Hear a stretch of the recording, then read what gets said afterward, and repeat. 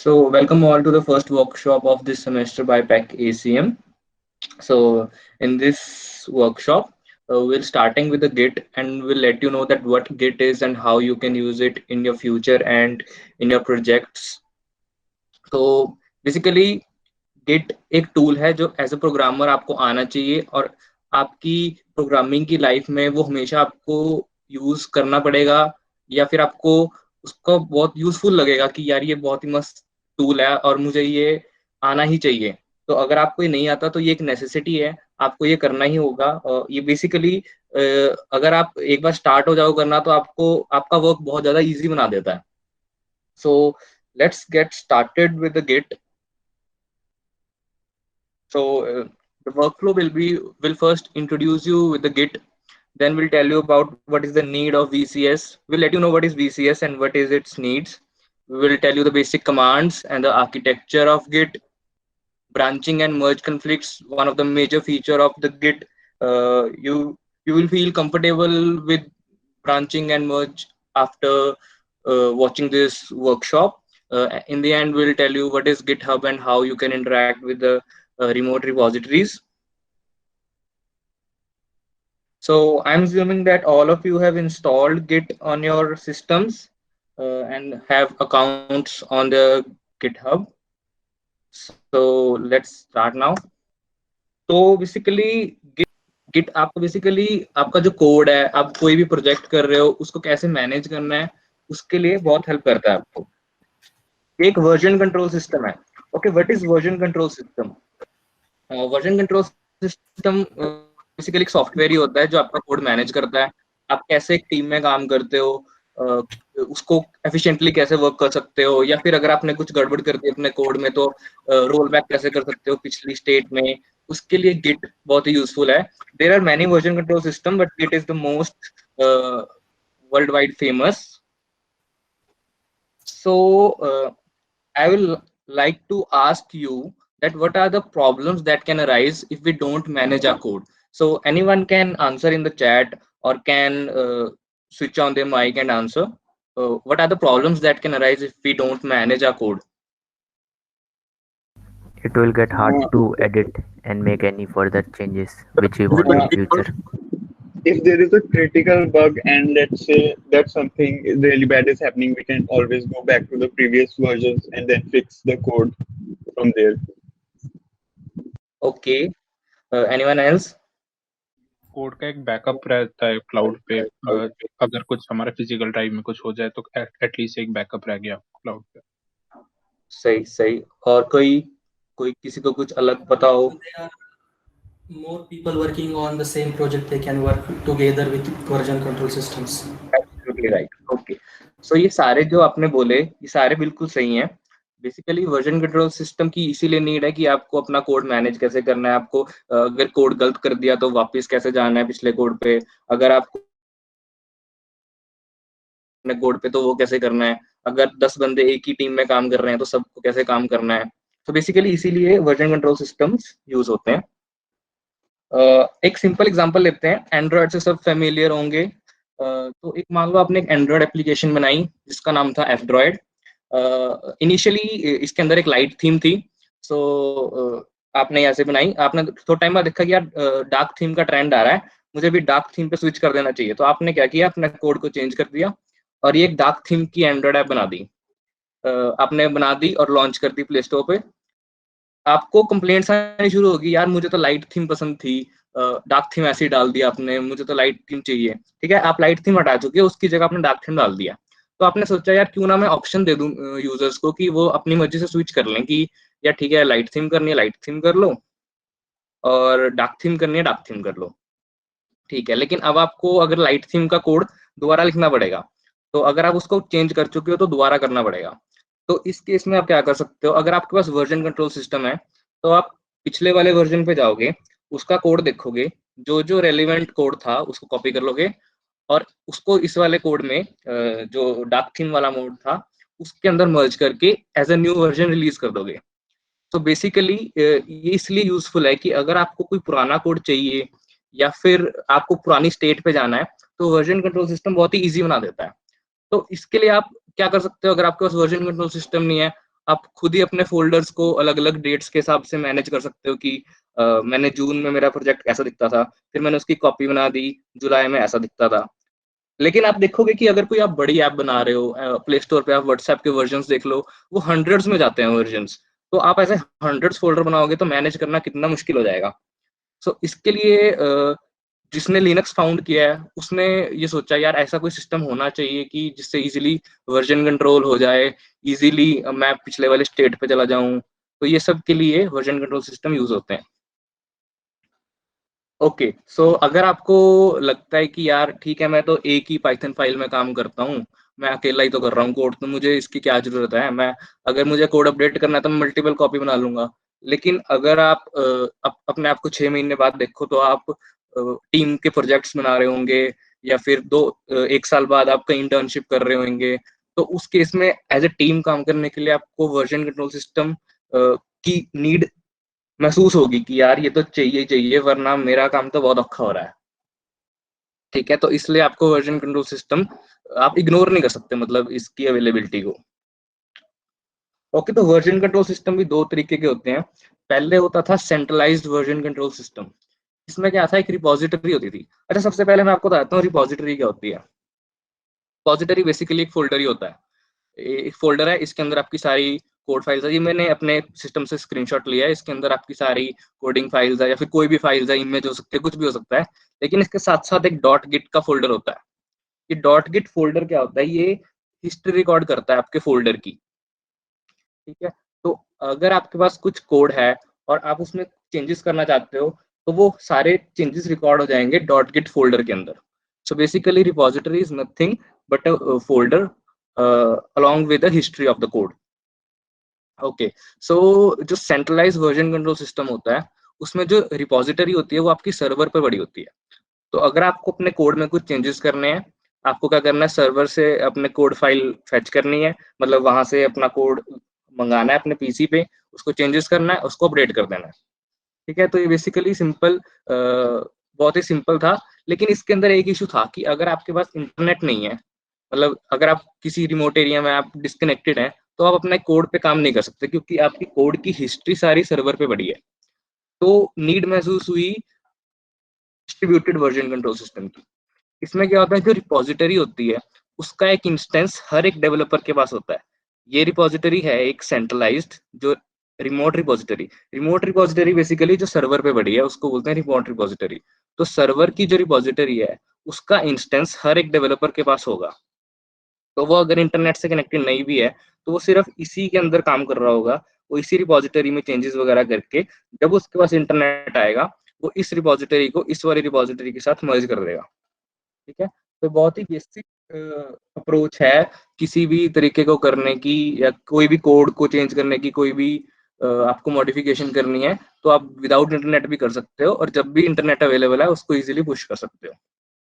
So now Jaskaran will tell you about the life cycle, the 3-stage architecture, and the basic commands to get you started with the Git. So over to you, Jaskaran. Thanks a lot, Daksh. Okay, so a very good evening, folks. I am Jaskaran and I am in second year computer science and engineering branch. So यार अभी दक्ष ने काफी अच्छा तुम्हें overview दिया है Git का, तो अभी इसको थोड़ा और डेप्थ में समझते हैं और इसकी प्रैक्टिकल एप्लीकेशन समझते हैं। उसके बाद ही टर्मिनल पर हम आ पाएंगे, वरना समझ नहीं आएगा कि हो क्या रहा है टर्मिनल पर, है ना, या गिट बैश पर। तो यार जैसे अब तुम मान लो तुम्हारे ना लोकल सिस्टम पे, पीसी पे या फिर लैपटॉप पे तुमने एक कुछ प्रोजेक्ट बनाया, ठीक है, उसका एक फोल्डर है ना, रिपोजिटरी कुछ भी। तो उस फोल्डर के अंदर क्या होगा, काफी सारी फाइल्स होंगी। और वो जो प्रोजेक्ट है, मान लो तुमने कुछ एक सॉफ्टवेयर बनाया है, यही सॉफ्टवेयर बनाया है जो light mode, dark mode, F-Droid था शायद नाम, पता नहीं। तो फिर उसमें से वो तुम्हारा प्रोजेक्ट है, ठीक है, वो तुमने सॉफ्टवेयर बनाया है, और क्या है उस फोल्डर के अंदर काफी सारी फाइल्स है। तो यार उसमें से एक फाइल तुम मान लो फॉर एग्जांपल फाइल 2, उसमें कोड लिखा हुआ है तुम्हारे पास, ये लाइट थीम डार्क थीम वाला है ना, ये जो था। तो अब सपोज तुम्हारे पास इनिशियली सिर्फ लाइट मोड का कोड था, अब तुम क्या कर रहे हो कि डार्क मोड में स्विच करना चाहते हो। तो तुम्हारे पास यहाँ पे 2 ऑप्शंस अवेलेबल हैं। या तो तुम पहले ऑप्शन में क्या करोगे कि ये जो हमारे पास लाइट मोड वाला कोड था, इसको तुम लोग चेंज कर दोगे और हमारे पास ये सॉफ्टवेयर का नया वर्जन बन जाएगा, keeping all the other file same. ठीक है, पर इसमें क्या फ्लॉ होगा हमारे पास कि अगर हमारे को वापस मतलब अपने जो प्रीवियस वर्जन है, जैसे दक्ष ने बताया ना कि किसी की कंप्लेंट आ गई कि डार्क मोड अच्छा नहीं है, हमें वापस जाना है, तो तुम अब वापस से सारा कोड अगर लिखने बैठोगे फिर तो वो काफी टाइम कंज्यूमिंग हो जाएगा, है ना। और इतने बड़े बड़े कोड होते हैं, तो ये तो फिजिबल भी नहीं है। या तो तुम दूसरा ऑप्शन क्या अप्लाई कर सकते हो कि तुम लोग मतलब जो पहला फोल्डर था उसमें जो फाइल थी उसको एज इट इज रखते हो, एक और फोल्डर बना लेते हो अपने लोकल सिस्टम पर और सिर्फ फाइल 2 को चेंज करोगे, बाकी सबको एज इट इज रखोगे। तो तुम कहोगे ठीक है यार, ये मेरा वर्जन 2 बन गया मेरे सॉफ्टवेयर का, है ना। मेरे पास वर्जन 1 भी है, वर्जन 2 भी है। बट इसमें क्या प्रॉब्लम है हमारे पास कि एक सॉफ्टवेयर के हमारे पास कितने सारे वर्जन आते हैं। ऐसा तो है नहीं ना कि हम लोग एक ही वर्जन पर स्टिक करते हैं। तो अगर तुम ऐसे अपने लोकल सिस्टम पर सेव करते जाओगे नए नए वर्जन्स को, तो ऐसा तो तुम्हारी पूरी हार्ड डिस्क भर जाएगी। तो ये भी मतलब एक फ्लॉ है एक तरीके से। तो गिट जो है ना, वो हमारे पास एक ऐसा हैंडी टूल है जो इस प्रॉब्लम को ओवरकम करने में हमारी हेल्प करता है। ठीक है, तो फंडामेंटली समझ आ गया ना हमें गिट क्या है। तो कोई रिस्पॉन्स दे दो यार, मेरे को समझ आ गया यहाँ तक किसी को? Yes sir. Yes, sir. यार बढ़िया बढ़िया बढ़िया बढ़िया बढ़िया। सर आपने कोई सेव किया है कोड किट में? हाँ यार, मैंने करा है। मतलब इसके बाद अभी मैं मतलब टर्मिनल पे भी बताता हूँ तुम्हें कैसे करना है। ये तो अभी थोड़ा फंडामेंटली बता रहा हूँ मैं तुम्हें गिट क्या करता है। ठीक है, तो अभी चल ठीक है यार, मतलब तू कह रहा है फोल्डर बनाते हैं, तो अभी आप सारे ऐसा करो, एक एक फोल्डर बना लो अपना ना डेस्कटॉप पर, नया फोल्डर। मतलब कुछ भी नाम रख दो, जैसे मैं गिट लर्न रख रहा हूँ।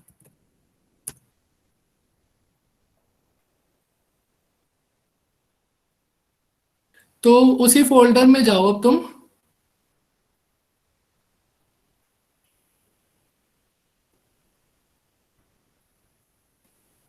ठीक है, तो अब तुम राइट क्लिक करोगे ना यार विंडोज में ना, यहाँ पे तुम्हारा गिट बैश हेयर का ऑप्शन आ रहा होगा शायद, है ना। मेरे पास यहाँ पे टर्मिनल का ऑप्शन आ रहा है। आ रहा है सर, बैश हाँ हाँ, शेयर का। तो हाँ हाँ, गुड गुड। तो उसको कर दो क्लिक, तो उसके बाद तुम्हारा गिट बैश खुल जाएगा, है ना। राइट, ठीक है, खुल गया ना सबका। मतलब हाँ अगर जी किसी को सर। प्रॉब्लम आ रही है तो मॉडरेटर्स देख लेना यार। ठीक है यार, तो अब हम कहाँ थे? हाँ, गेट पर थे ना। तो अब हमने क्या करा ना, अब देखो जो गेट है ना, वो अब हमारा क्या किस चीज में हेल्प करता है ना, जो हम फाइल्स बनाएंगे ना यहाँ पर। अब चलो फाइल्स भी साथ साथ बना लेते हैं। कोई अपना ना नोटपैड खोल लो तुम। सर गिट GUI करना है या गिट बैश करना है? गिट बैश करना है यार, गिट बैश। तो नोटपैड खोल लिया। खोल लिया? अच्छा अच्छा, पहले समझते हैं कि होगा क्या यार। ये जो हमारे पास गिट जो है ना, एक टूल है हमारे पास। तो ये हमारे को क्या किस चीज में हेल्प करता है ना, कि जो भी हम लोग, जैसे ये जो फाइल 2 को हमने चेंज करा था ना, जैसे जो मैंने अभी एग्जांपल बताया था, इन चेंजेस को ट्रैक करने में हेल्प करेगा हमारी। ठीक है यार। हाँ जी। हाँ, तो मतलब बेसिकली जो भी हम लोग चेंजेस करेंगे उस चीज का रिकॉर्ड होएगा गिट के पास। तो हम लोग अब अगर कोई भी अगर हम कमिट पे जाना चाहते हैं ना, किसी भी अब वर्जन पे जाना चाहते हैं, तो गिट उस चीज का ट्रैक रखने लग जाता है। ठीक है, तो इससे हमारा क्या प्रॉब्लम सॉल्व हो जाता है ना, कि हमें मतलब एक तो जो प्रॉब्लम थी हमारे पास कि चेंज हो जाएगा हमारा कोड, पिछले पर नहीं आ पाएंगे, वो चीज भी रिजॉल्व हो जाएगी। और जो दूसरा जो स्पेस की हमारे पास प्रॉब्लम थी वो भी सॉल्व हो जाएगी, है ना। तो इसलिए गिट का यूज था। ठीक है, ये तो था यार अब थ्योरी पार्ट। अब इस पर आ जाते हैं, जो टर्मिनल तुमने खोला था ना। तो यार अब एक एक करके ना मैं यहाँ पे कमांड्स बताऊंगा तुम्हें, कुछ होंगी तुम्हारी गिट की। ठीक है, तो जो बैश है ना तुम्हारे पास, वो एक टर्मिनल की तरह ही काम करता है। और अब तुम जैसे जैसे ग्रेजुअली तुम बढ़ते जाओगे ना अपने कोर्स में, तो तुम टर्मिनल से ही सारा काम करने लग जाओगे। ये जो ग्राफिकल यूजर इंटरफेस है ना तुम्हारा, GUI डेस्कटॉप वगैरह, इससे तुम कम इंटरेक्शन रखोगे। मतलब इसके पीछे का एक रीजन है, क्योंकि तुम्हारे पूरे सिस्टम का कंट्रोल जो है ना, वो तुम इस टर्मिनल के साथ, जो मतलब बैश और टर्मिनल को तुम अभी एक ही बात मान लो, ठीक है, एज ऑफ नाउ। तो तुम्हारे पास पूरे सिस्टम का कंट्रोल आ जाता है। तो इसलिए तुम चाहते हो एज अ प्रोग्रामर कि टर्मिनल से तुम लोग काम करो। और यार काफी सारी कमांड्स होती है, सबको सारी कमांड्स याद नहीं होती है। मतलब जो जो तुम यूज करते जाते हो वो तुम्हें अपने आप उस पे अपने आप तुम्हारा हाथ बैठ जाता है। ठीक है, तो ग्रेजुअल प्रैक्टिस से ही आएगा ये कमांड्स वगैरह, ठीक है। तो सबसे पहली मैं यहाँ पे कमांड लिख रहा हूँ यार, साथ साथ लिखते जाना, ठीक है। सबसे पहली कमांड है मेरी यहाँ पे गेट इनिट, और फिर एंटर कर दो। तो यहाँ पे तुम्हारा कुछ इनिशियलाइज्ड एम्प्टी गिट रिपॉजिटरी आ रहा है, कंफर्म कर दो। आ रहा है सर। Yes sir, Yes. आ रहा है। ठीक है यार, तो इसका पता है क्या मतलब है? हाँ बढ़िया बढ़िया। ये सबसे पहले ये जो गेट इनिट है ना, ये सबसे पहली बात ये गेट की कमांड है, ठीक है।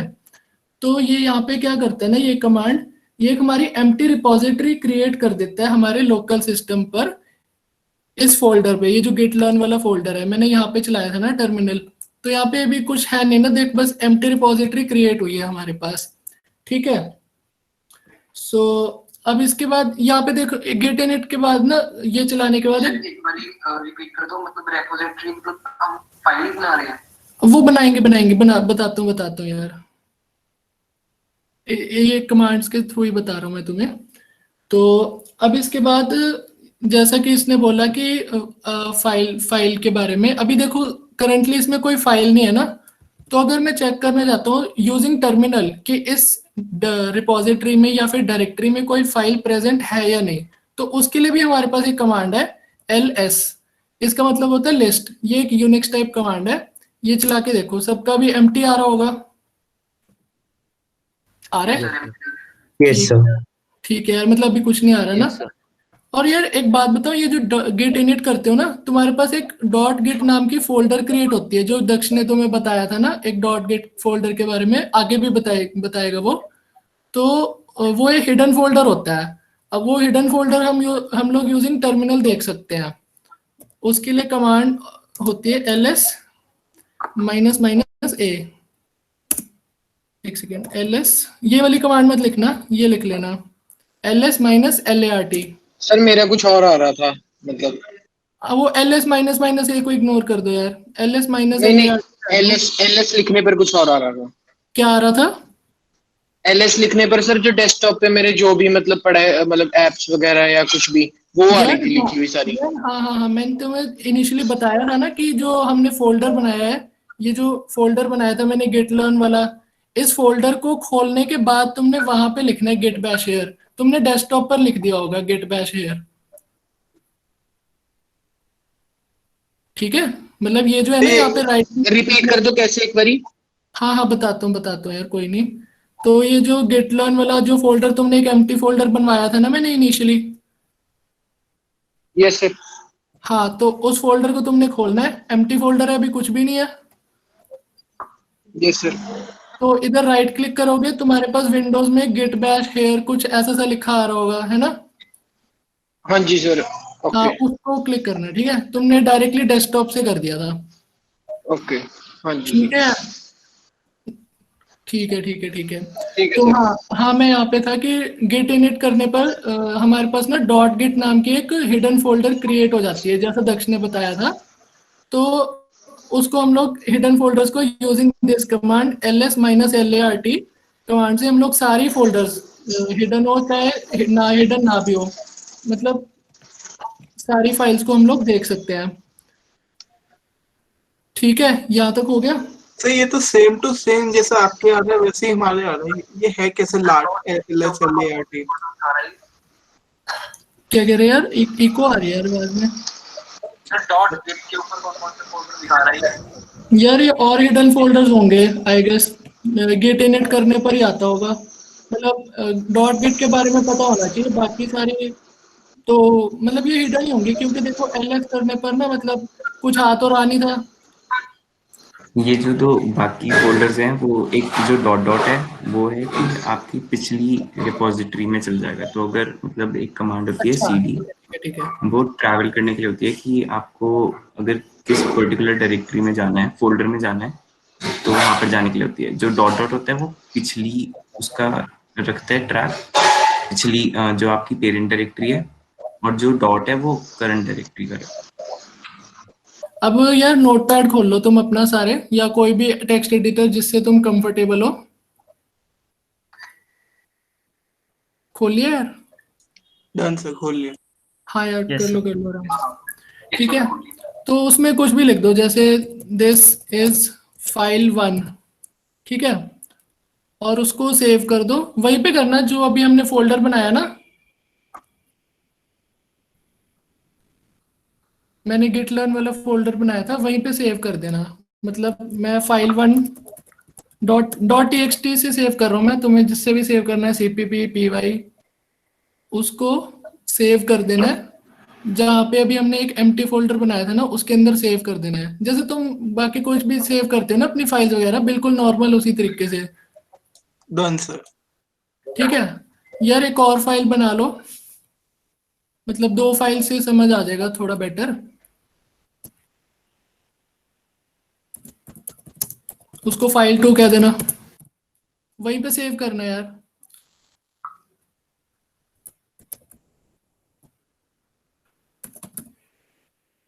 गिट वाले फोल्डर के अंदर से नहीं गिट डॉट गिट वाले के अंदर नहीं, जो हमने गिट लर्न वाला बनाया था ना फोल्डर,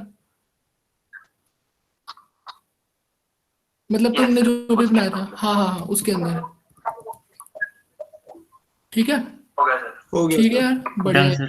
अब वापस अपना गिट बैश खोल लो। खोलिए तो अब हम लोग यहाँ पे, हाँ बढ़िया बढ़िया, यहाँ पे अब हम लोग गिट स्टेटस लिखेंगे। ठीक है, बताता हूँ मैं क्या होता है, पर पहले ये देख लो। तुम्हारे यहाँ से कुछ रेड कलर का आ रहा होगा, बाकी सब कुछ छोड़ दो, अभी कुछ रेड कलर से आ रहा होगा ना, file 1 dot TXT, file 2 dot TXT. जी। Yes sir. हाँ Yes, कर sir. दो आराम से, मैं वेट कर लेता हूँ यार। लिखना क्या था सर, लिखना क्या था? यहाँ पे लिखे ना मैंने गेट स्टेटस।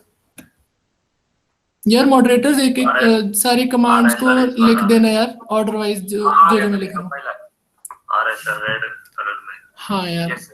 ठीक है ठीक है, मैडम कुछ भी नहीं आ रहा। आ रहा है ना सबका? Yes sir. सर ठीक है बढ़िया। Yes, sir. जरूरी होती है। क्या चीज? हाँ वो यार फाइल एक्सटेंशन है। टीएक्सटी लिखना जरूरी है। यार ये मैंने टेक्स्ट फाइल सेव करी है ना, इसलिए डॉट टीएक्सटी, इसलिए मैंने तुम्हें बोला था ना अभी कि तुम्हें जो करना है, सीपीपी फाइल सेव करनी है, पाइथन की पीवाई करनी है, वो तुम्हारी मर्जी है। बट भी टेक्स्ट फाइल थोड़ा इजी हो जाएगा समझने के लिए, फॉर डेमो पर्पस मैंने डॉट टीएक्सटी लिया है टेक्स्ट फाइल। एक्सटेंशन ना पास करे तो बाय डिफॉल्ट क्या पास होगा? यार एक्सटेंशन तो पास करना ही पड़ता है ना, मतलब बाय डिफॉल्ट। अब तुमने अपने पीसी पे क्या डिफॉल्ट सेटिंग्स रखी होगी, वो देखना पड़ेगा ना।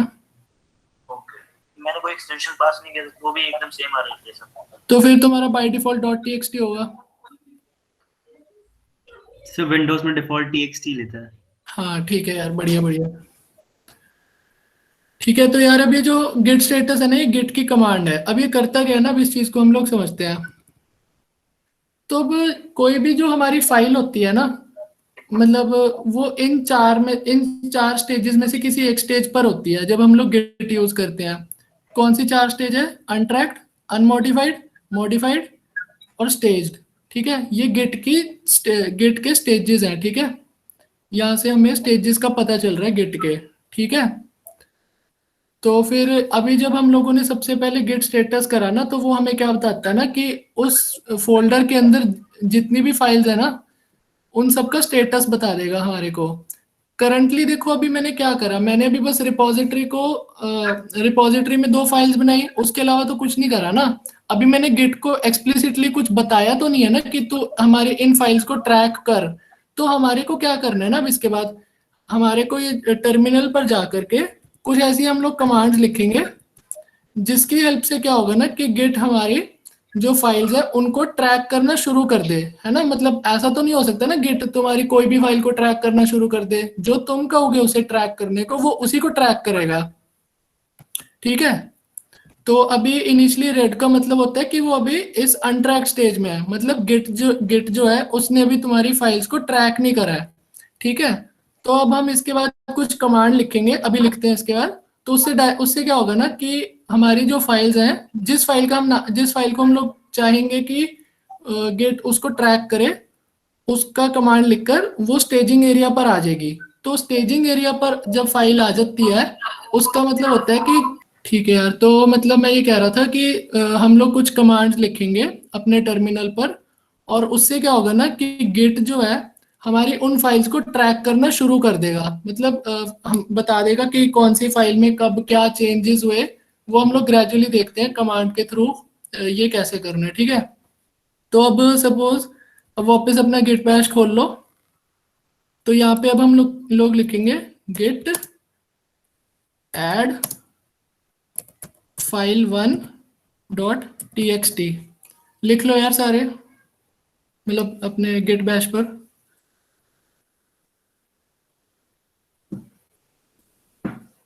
सर एंटर नहीं किया अभी, करें? हाँ कर दो एंटर कर दो, ठीक है। तो अब हम लोग फिर से गिट स्टेटस चलाते हैं, ठीक है। तो मतलब अब हमें जानना है कि स्टेटस क्या है अभी हमारी फाइल्स का।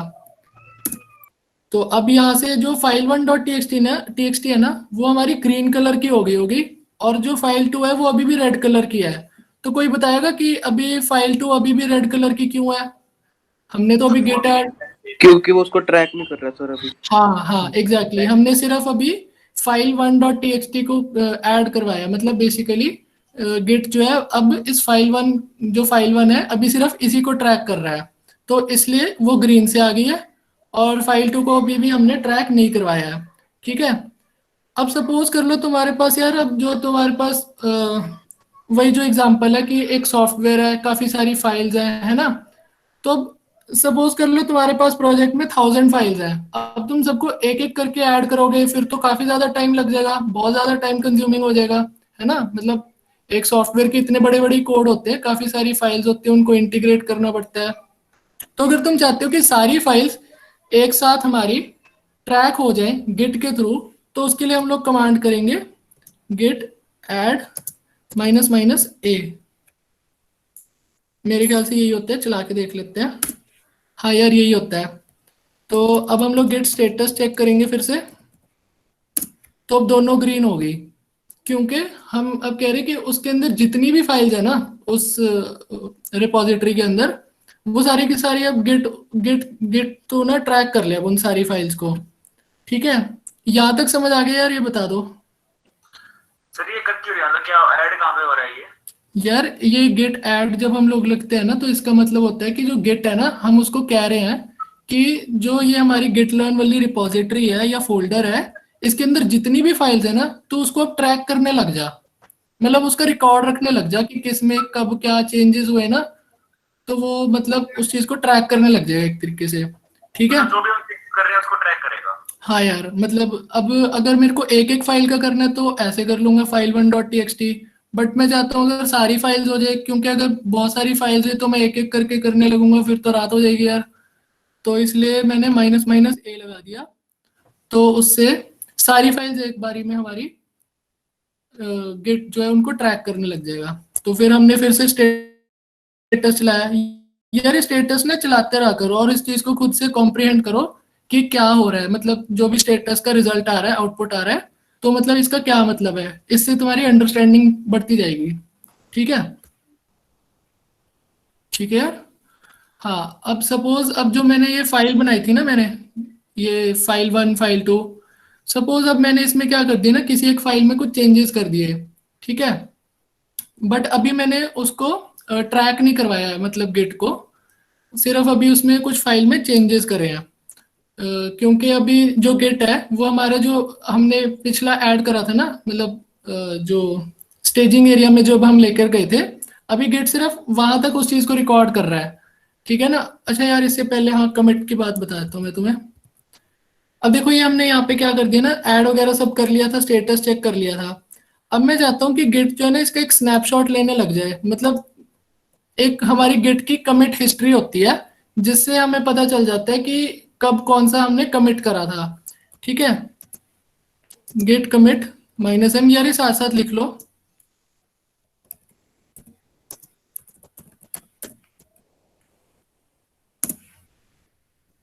कर लिया यार सबने? Yes sir. यार हाँ, इसका मतलब क्या होता है ना कि अब जो हमारी स्टेजिंग एरिया में फाइल्स थी ना, अब यहाँ से गेट कमिट। सर आपने -m के बाद क्या लिखा था? हाँ बता रहा हूँ, एक सेकेंड। अच्छा मैसेज डाला है वो ना। एग्जीक्यूट नहीं हो पाया प्लीज।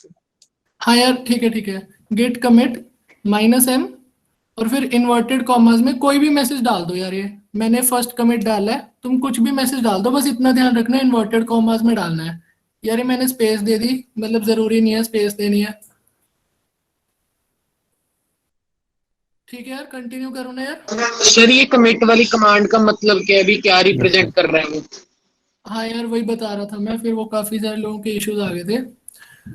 तो अभी तक हम लोगों ने क्या करा था, वो ऐड वाली कमांड तो सही से चला ली थी, तो हमारी जो फाइल्स थी वो स्टेजिंग एरिया पर आ गई थी। ठीक है, अभी हमारी गिट जो है वो फाइल्स को ट्रैक वगैरह तो कर ही रहा है। ठीक है, पर अब मैं चाहता हूँ कि ये जो है ना, ये जो अभी चेंजेस हुए हैं ये मेरी कमिट हिस्ट्री में आ जाए। ठीक है, मतलब हिस्ट्री से हमें पता चल जाएगा ना कि कब कौन सी फाइल को हम लोगों ने चेंज करा है। क्योंकि हम लोग कोई फाइल्स को चाह सकते हैं कि हम अपनी हिस्ट्री में ना डालें। सपोज तुमने अभी कोड लिख तो लिया जो डार्क मोड वाला था, पर अभी तुम श्योर नहीं हो कि यार वो कोड ठीक है या नहीं, तो तुम एज ऑफ नाउ उस चीज को कमिट में नहीं डाल रहे। ठीक है, जब तुम 100% श्योर हो जाओगे कि भाई ये ठीक है बिल्कुल, हमारा जो कोड है, तुम उसको कमिट में डाल दोगे, तो मतलब ये तुम्हारा वर्जन 2 तैयार हो जाएगा, है ना, एक तरीके से। तो बेसिकली ये गेट कमांड यही बताता है हमारे को। हम लोग कमिट हिस्ट्री कैसे देखेंगे वो भी मैं टर्मिनल से बताता हूँ। तो बेसिकली अब हमारी फाइल जो है, यहाँ से कमिट कमांड यूज करने के बाद हमारी फाइल अनमॉडिफाइड पर आ जाती है। सर मतलब भी जैसे कि हमने जो गिट कमिट, मतलब टेक्स्ट का क्या रिलेवेंस है? क्योंकि मैंने जैसे मतलब टेक्स्ट आपने लिखा था, मैंने कुछ अलग टेक्स्ट लिखा, वो फिर रन कर गया, फिर दोबारा मतलब जो आपने टेक्स्ट लिखा वो लिखा, मतलब वो वाला टेक्स्ट एंटर दबाने पर मतलब ऑन ब्रांच में nothing to commit working tree please, ये आ रहा था। यस सर, ये वाली दूसरी बार कमांड, रन करने पे वो आ रहा है। हाँ यार, क्लीन ट्री वाला आ रहा है। हाँ ठीक है, बताता हूँ उसको, एक सेकेंड। तो अभी हमारे पास क्या हुआ ना कि स्टेजिंग एरिया से अब हमारे पास अनमॉडिफाइड स्टेज पे आ जाएगी, जब हमने पहली बारी जो गेट कमिट वाली कमांड जो है ना ये चलाई जब हमने। ठीक है, तो इसका मतलब यही है कि जो हमारी अब जो हमने कमिट करा है ये अब हमारी कमिट हिस्ट्री में आ जाएगी। जो भी चेंजेस हुए हैं यहाँ पे, मतलब टू फाइल चेंज हुई है, 2 इंसर्शन हुई है, ये अब हमारी कमिट हिस्ट्री में आ जाएगी। ठीक है, तो यहाँ से गेट इसके थ्रू हम ट्रैक करते हैं कि मतलब कब कौन सा चेंज हम लोगों ने किया था। ठीक है, और यहाँ पे जब हम लोग आ जाएंगे ना कमिट करने के बाद, तो यहाँ पे हमारी फाइल जो है वो अनमॉडिफाइड स्टेज पर आ जाएगी कि मतलब ये अनमॉडिफाइड है। अब इसके बाद अगर तुम कोई चेंज करते हो ना तो वो वापस मॉडिफाइड स्टेज में आ जाती है हमारी फाइल। और लेकिन अभी तक गेट जो है ना वो हमारी कौन सी फाइल को ट्रैक कर रहा था ना, जो अनमॉडिफाइड है। अभी उसको मॉडिफाइड फाइल से कोई मतलब नहीं है। अगर तुम चाहते हो कि मॉडिफाइड वाली जो फाइल है मेरी, गिट अब उसको भी ट्रैक करने लग जाए, इसको तो ट्रैक कर ही जाए जो हमारी पिछली वाली फाइल थी, अब इस नई वाली फाइल को भी ट्रैक कर दे जो हम लोगों ने मॉडिफाई करने के बाद करी है। तो फिर से हम लोगों को वही जो ऐड और कमिट वाली कमांड है चला के देखते हैं, हम लोग अभी वही चलानी है, और फिर इस तरीके से गिट का साइकिल चलता है। ठीक है, तो इसको हम लोग थोड़ा सा ट्राई कर लेते हैं अब कि कैसे होगा। अच्छा हाँ, यहाँ पे अगर हम लोग गिट स्टेटस चलाए ना, अरे कमांड के बाद में देखो तुम्हें गिट स्टेटस चलाना ही है। सर मैंने जैसे सर मेरा वो तो सारा पार्ट सही हो गया, जहाँ पे आपका लिखा आ रहा है ना जसकरण एस्पायर ना, हाँ उसकी जगह मेरा abc@desktop आ रहा है। हाँ यार कोई सीन नहीं यार उसका। सर ठीक है सर, मतलब हाँ उसका तो कोई सीन नहीं। हाँ जैसे क्रिएट मोड वगैरह। सर जब आपने कमांड चलाई, हाँ तो उसके बाद लिखा रहा है 2 इंसर्शंस। हाँ और जब मैंने चलाई तब लिखा रहा है 0 इंसर्शंस। तुमने 2 बार चलाई होगी ना? नहीं, चलाई तो एक ही बार ही है। मतलब एक बार, बस एक ही बार चलाई है कमिट वाली, 2 बार चलाई होगी ना, क्योंकि ऐसा तो हो नहीं सकता ना। यहाँ पे हम लोगों ने 2 फाइल्स को ऐड करी थी, ये तो हमें भी पता है हम लोगों ने 2 फाइल्स को ऐड करी थी।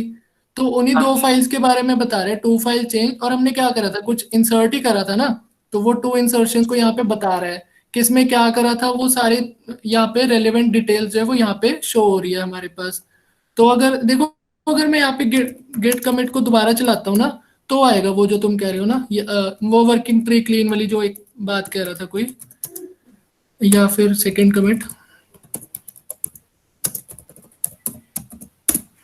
On branch master nothing to commit working tree clean है। तो अभी इसका क्या मतलब हुआ ना कि अभी जो हम लोगों ने चेंजेस, अभी इसके बाद देखो जो हमारे पास फाइल थी ना, उसमें हमने कोई चेंजेस तो करे नहीं ना, ये एज इट इज पड़ी हुई है, ठीक है।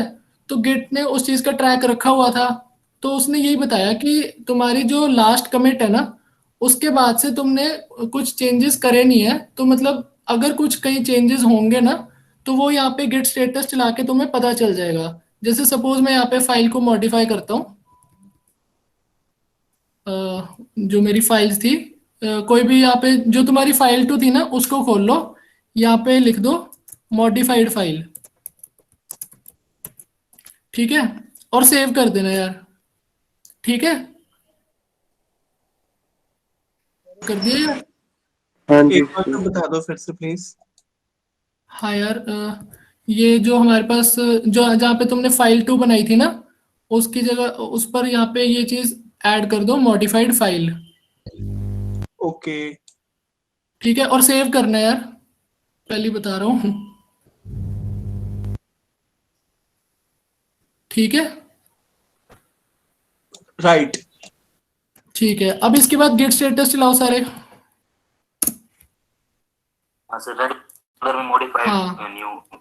हाँ तो बताओ फिर इसका क्या मतलब होगा।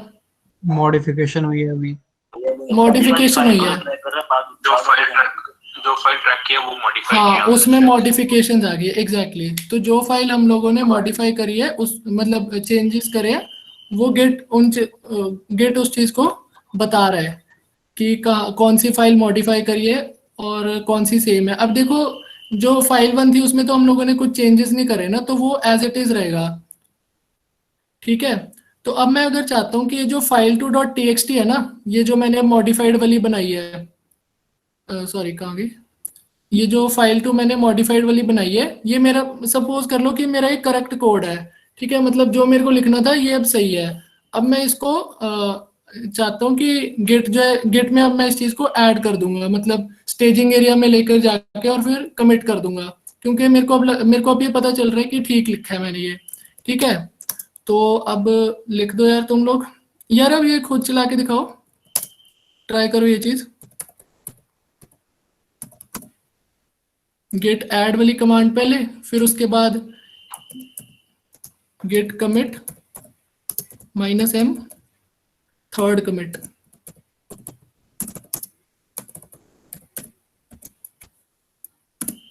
चला लिया यार सबने।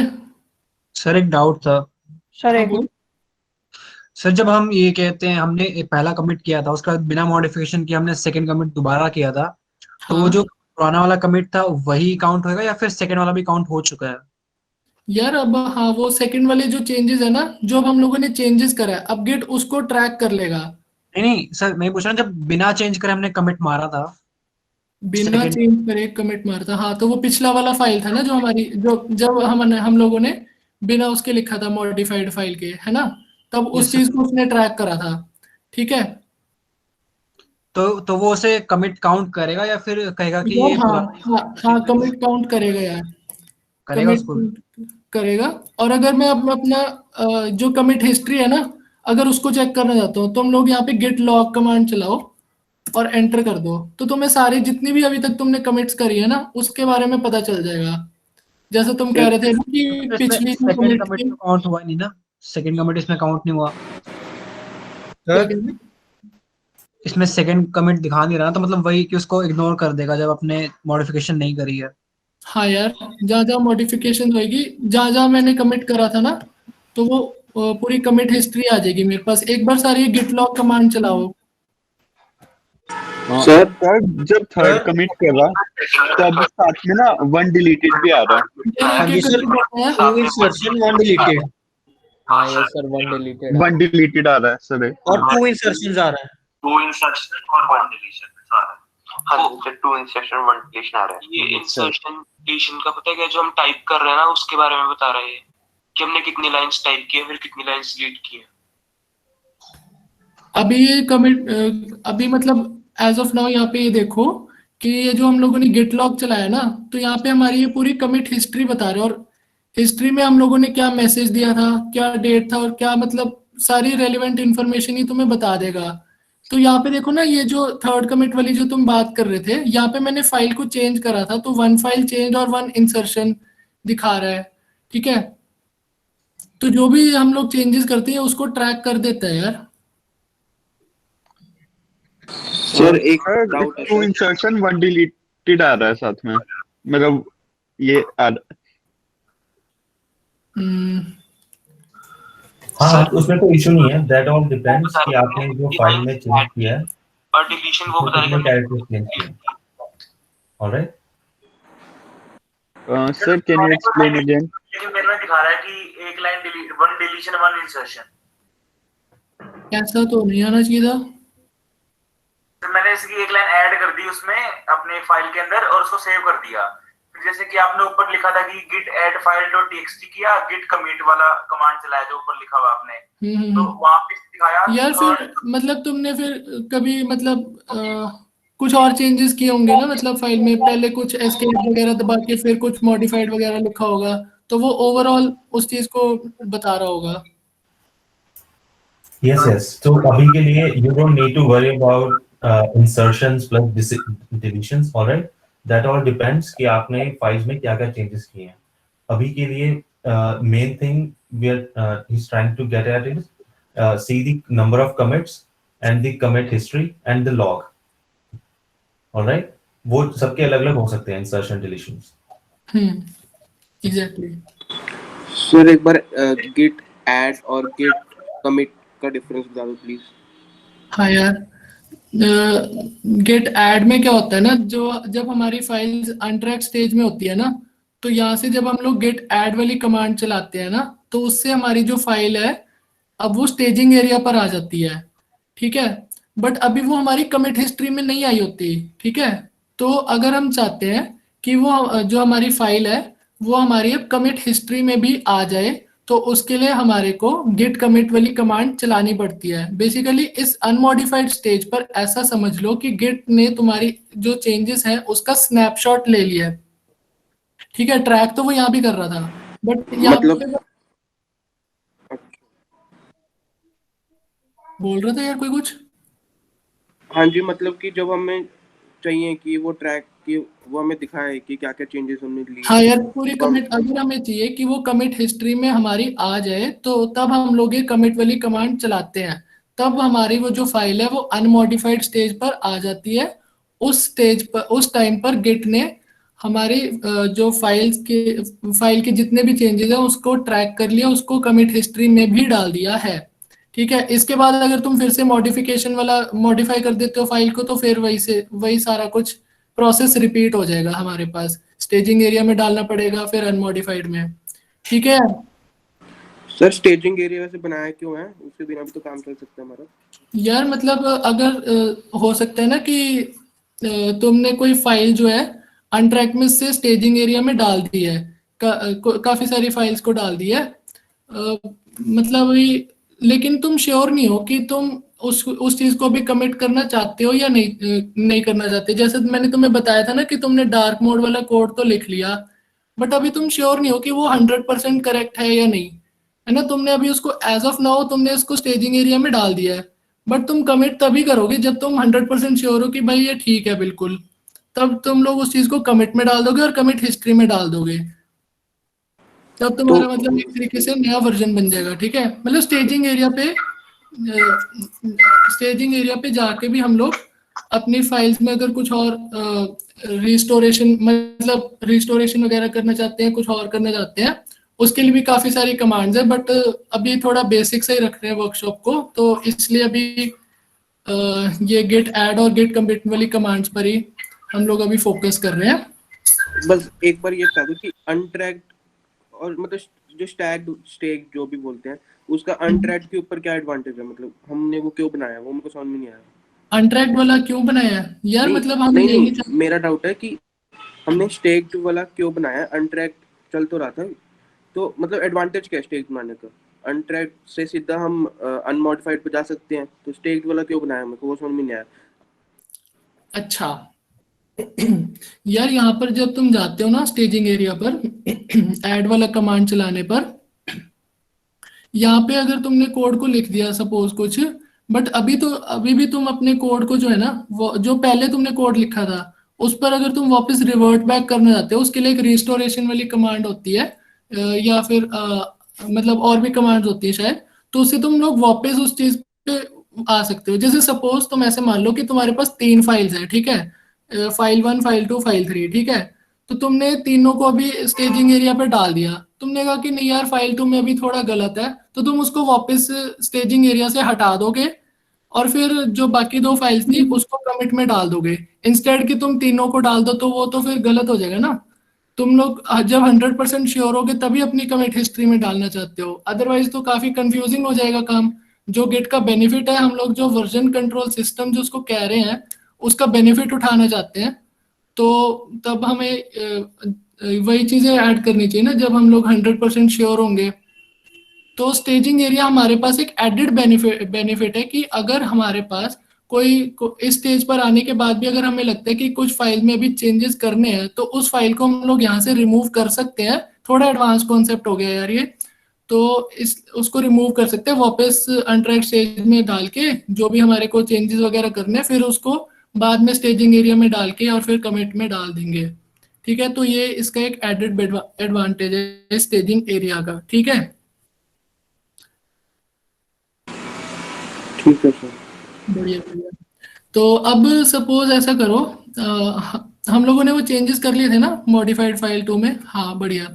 बट अब सपोज मैं चाहता हूँ कि जो फाइल 2 में मैंने चेंजेस करे ना, यहाँ पे मॉडिफाइड फाइल लिख दिया था, ये मैं नहीं लिखना चाहता था, ये गलत हो गया, मतलब ये इंटेंशनली या अनइंटेंशनली लिखा है तुमने, तुम्हें नहीं पता, ठीक है।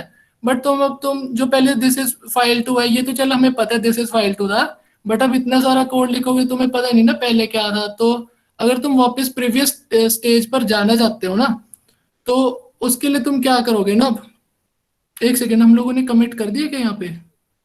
हाँ यार, इसके बाद कमिट कर दिया, लेकिन एक बार मैं फिर से इसको मॉडिफाई करता हूँ। यहाँ पे लिख दो मॉडिफाइड 2, ठीक है, और सेव कर दो। ठीक है, कर दिया यार सबने?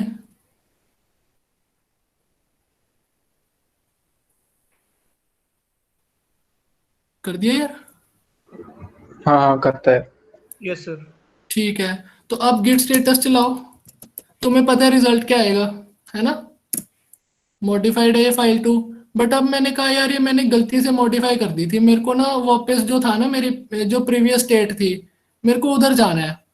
तो अब उसके लिए हमारे पास कमांड होती है गिट रिस्टोर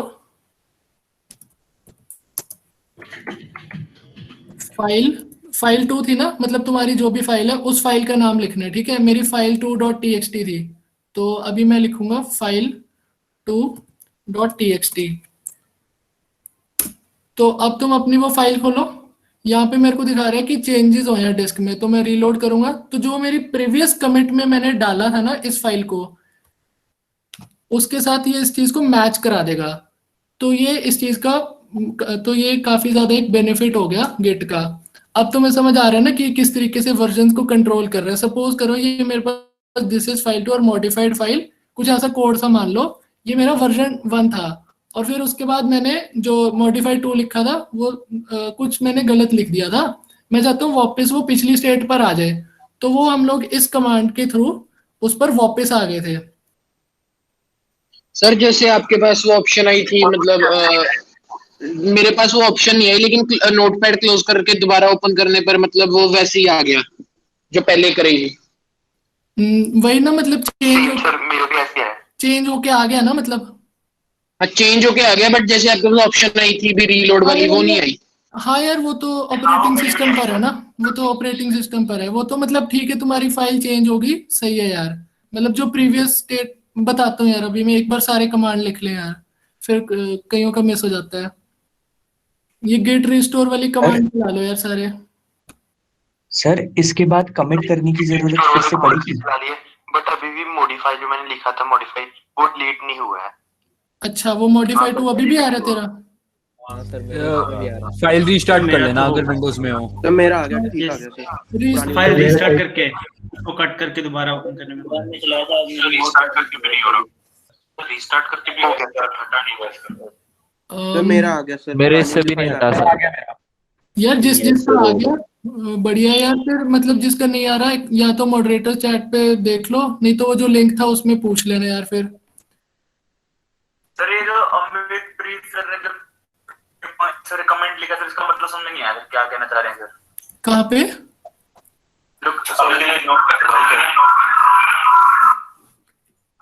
अच्छा ठीक है यार, तो ये गेट रिस्टोर वाली I think most of the people की तो चल गई है ना ये।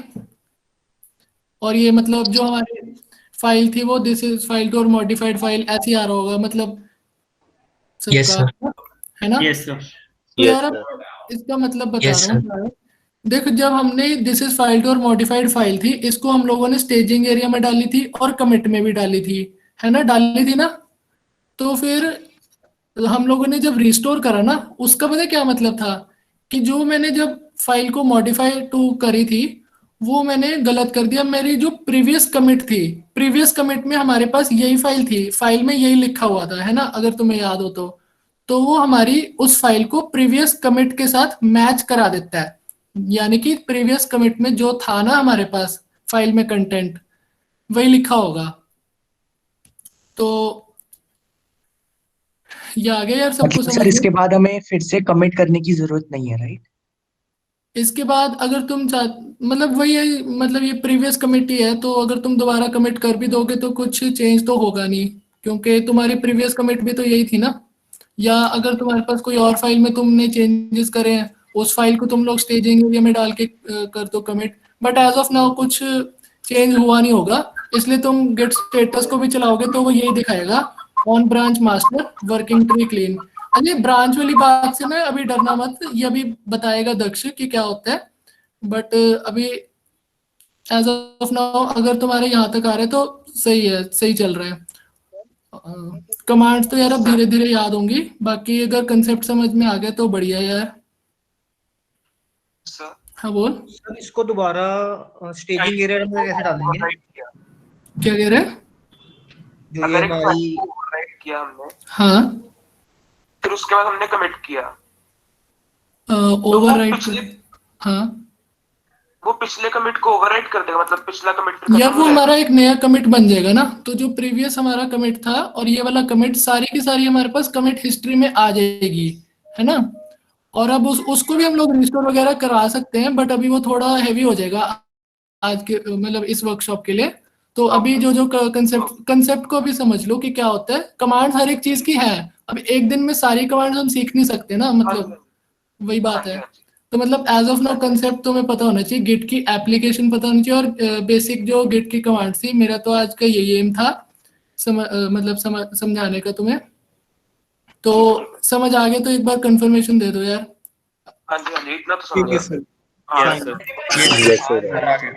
चलो यार बढ़िया यार सर आ गया। हाँ बढ़िया यार। मिनट में एक बार फटाफट रिवीजन दे दोगे क्या? मतलब अगर मेरे को चेयरमैन मतलब परमिशन देता तो दे दूंगा, वरना क्योंकि वर्कशॉप भी काफी लंबी, अभी और भी लोग हैं तो। सर एक डाउट था। हाँ बोल। सर जैसे हमने फाइल को मॉडिफाई किया बट उसके बाद कमिट नहीं किया, इसलिए हम रिस्टोर कर पा रहे हैं ना। अगर हम कमिट कर देंगे तब भी रिस्टोर कर पाएंगे? यार उसकी अलग कमांड होगी ना, वही बता रहा था, वही मेरे से एक और बंदा भी पूछ रहा था। उसके लिए अलग कमांड्स होंगी, बट तुम्हें अभी कंसेप्ट पता होना चाहिए कि ये ऐसा हो सकता है। कमांड्स हैं उसकी भी, ग्रेजुअली तुम भी देखते चले जाओगे ऐसे। जब तुम अपने प्रोजेक्ट्स बनाओगे तुम्हें नीड फील होएगी, तुम लोग गूगल वगैरह करोगे, इधर उधर से अपने फ्रेंड से सीखोगे तो पता लग जाएगा कि इसको भी कैसे चलाते हैं। ठीक है? Okay sir. ठीक है यार बढ़िया। तो अभी मतलब इसके ये जो कंसेप्ट यूज हुए ना, ये आगे की वर्कशॉप में भी फर्दर यूज होने वाले हैं। तो मतलब यहाँ से दक्ष जो है ना वो टेक ऑन कर रहा है, तो यही सारे कंसेप्ट यूज होने वाले, तो रिवीजन भी तुम्हारी साथ साथ हो जाएगी यार। तो over to you Daksh. Alright, और अभी मैंने चैट में देख रहा था, किसने काफी अच्छा एग्जांपल दिया था कि जब तुम स्टेजिंग एरिया पे ऐड करते हो, दैट्स लाइक अमेज़न की कार्ट के अंदर आपने अपनी चीजें डाल दी, और जब तुम कमिट करते हो मतलब तुमने पेमेंट पूरी कर दी, तुम्हारी ट्रांजैक्शन कंप्लीट हो गई। ऑलराइट, तो इसे इस तरह से देखो, जैसे ही तुम नया कमिट करते हो वो तुम्हारे कमिट्स के एरेज, एक तरह के एरे के अंदर कमिट, नया कमिट उस एरे के पीछे पोस्ट बैक हो जाता है, और ऐसे कमिट्स ऐड होते रहते हैं। तो अगर तुम किसी पिछले कमिट पे जाना चाहते हो तो तुम जा सकते हो, तुम्हारी फाइल्स का स्टेट बिल्कुल वैसा बन जाएगा। ऑलराइट दक्ष, तो अभी तक आपने कमिट करना देख लिया है, ऐड करना देख लिया है, स्टेजिंग क्या होता है। अगर इनमें से कोई भी आपने कोई कमांड मिस कर दी है या फिर आपका मैसअप हो चुका है तो उसमें कोई दिक्कत वाली बात नहीं है। तो आप क्या करोगे, जैसे ये आपकी डायरेक्टरी थी, इसमें 2 फाइल्स होंगी, file1 और file2, ठीक है। और ऐसा कुछ आपका बैश दिख रहा होगा, इसको मैं क्लियर कर देता हूँ। क्लियर कमांड होती है, वो आपका पूरा टर्मिनल क्लियर कर देती है, ठीक है।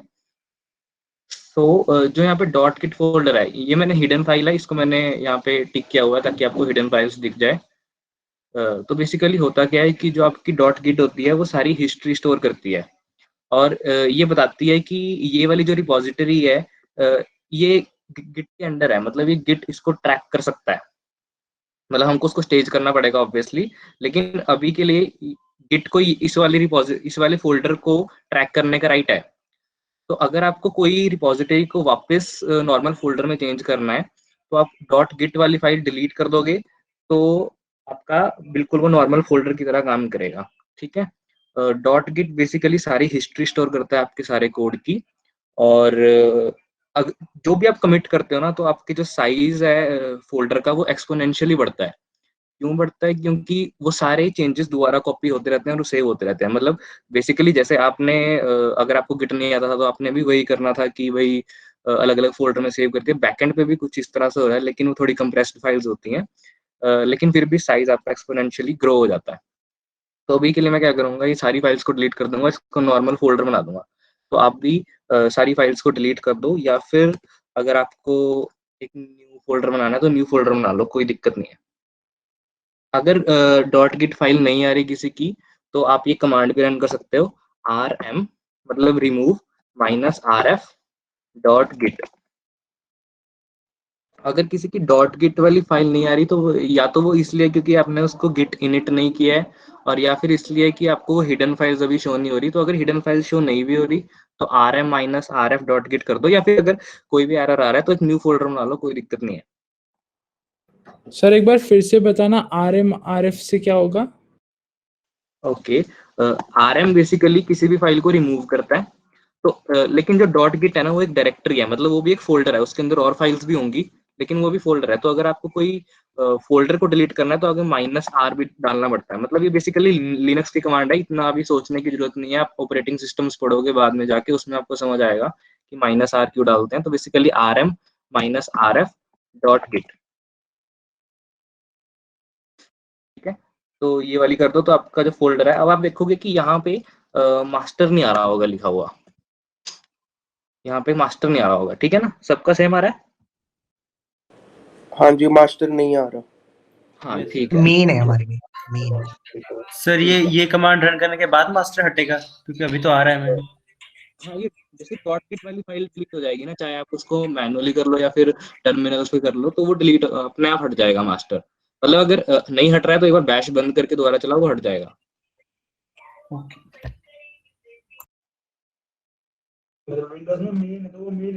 हाँ, मेन और मास्टर एक ही बात है, वो बाद में उन्होंने रीनेम किया है। मतलब आप लेटेस्ट वाला यूज कर रहे होंगे ना गिट, तो उसमें कोई दिक्कत नहीं है, ठीक है।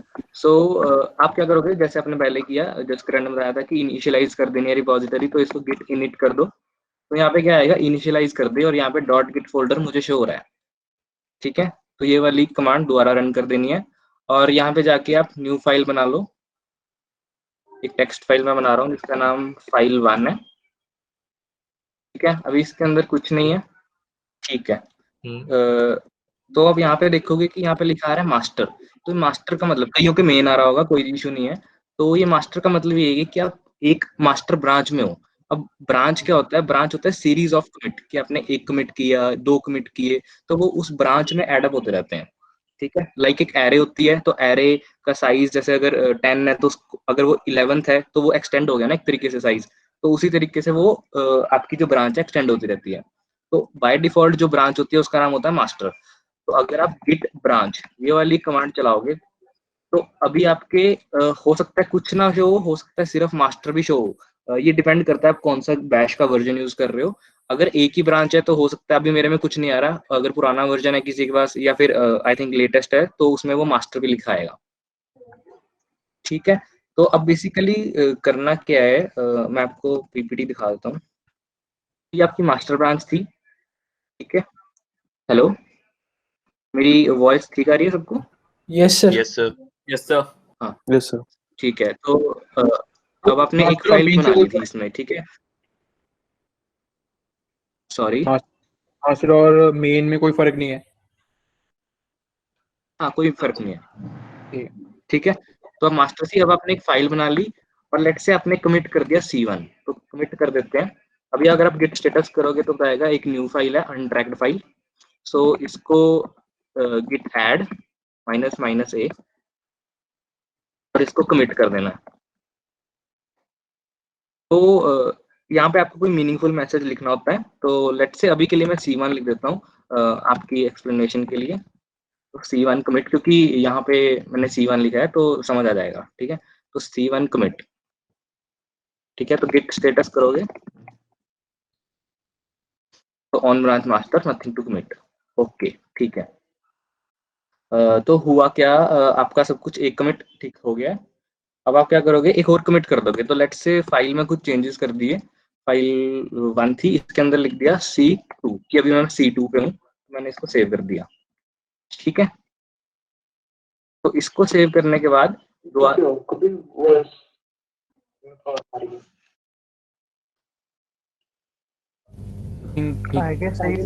ठीक लग रहा है। आपके एंड पे होगा यार कोई इशू वगैरह, ठीक है। तो आपने क्या किया, इसको C2 को फाइल में चेंज कर दिया। अगर आप इधर गिट स्टेटस करोगे तो एक फाइल मॉडिफाई है, तो इसको अगर आपको कमिट करना है तो basically Git add -a and Git commit -m और इस कमिट का नाम C2 कमिट, ठीक है। तो आपने गिट ऐड -a के बाद क्या होता है सर, बीच में आपका सिस्टम हैंग हो गया? अच्छा, मॉडिफाई कर ली थी सबने फाइल?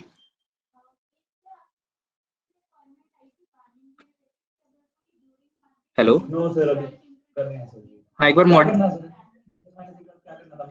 कुछ भी लिख दें? हाँ कुछ भी, मतलब उसमें बेसिकली मैंने C2 लिखा है, आप C2 लिख सकते हो, कुछ भी लिख सकते हो। मतलब बेसिकली इसके लिए है कि मैं C2 पे पहुंच गया हूँ, आप कुछ भी लिख सकते हो।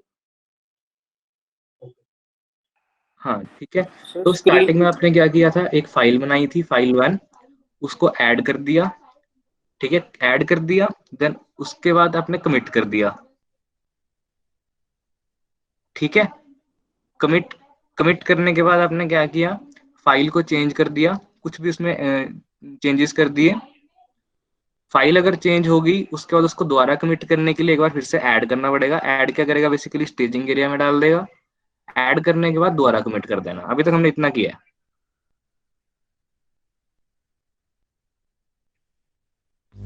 आपने जो सर बाद में ऐड किया उसके बाद क्या किया? हाँ जी, जो सर आपने बाद में ऐड किया उसके बाद क्या किया? उसके बाद कमिट कर दिया यार बेसिकली। मतलब बेसिकली मैंने 2 कमिट किए हैं, मतलब एक बार फाइल बनाई, कमिट किया, कुछ चेंज किया, दोबारा कमिट किया।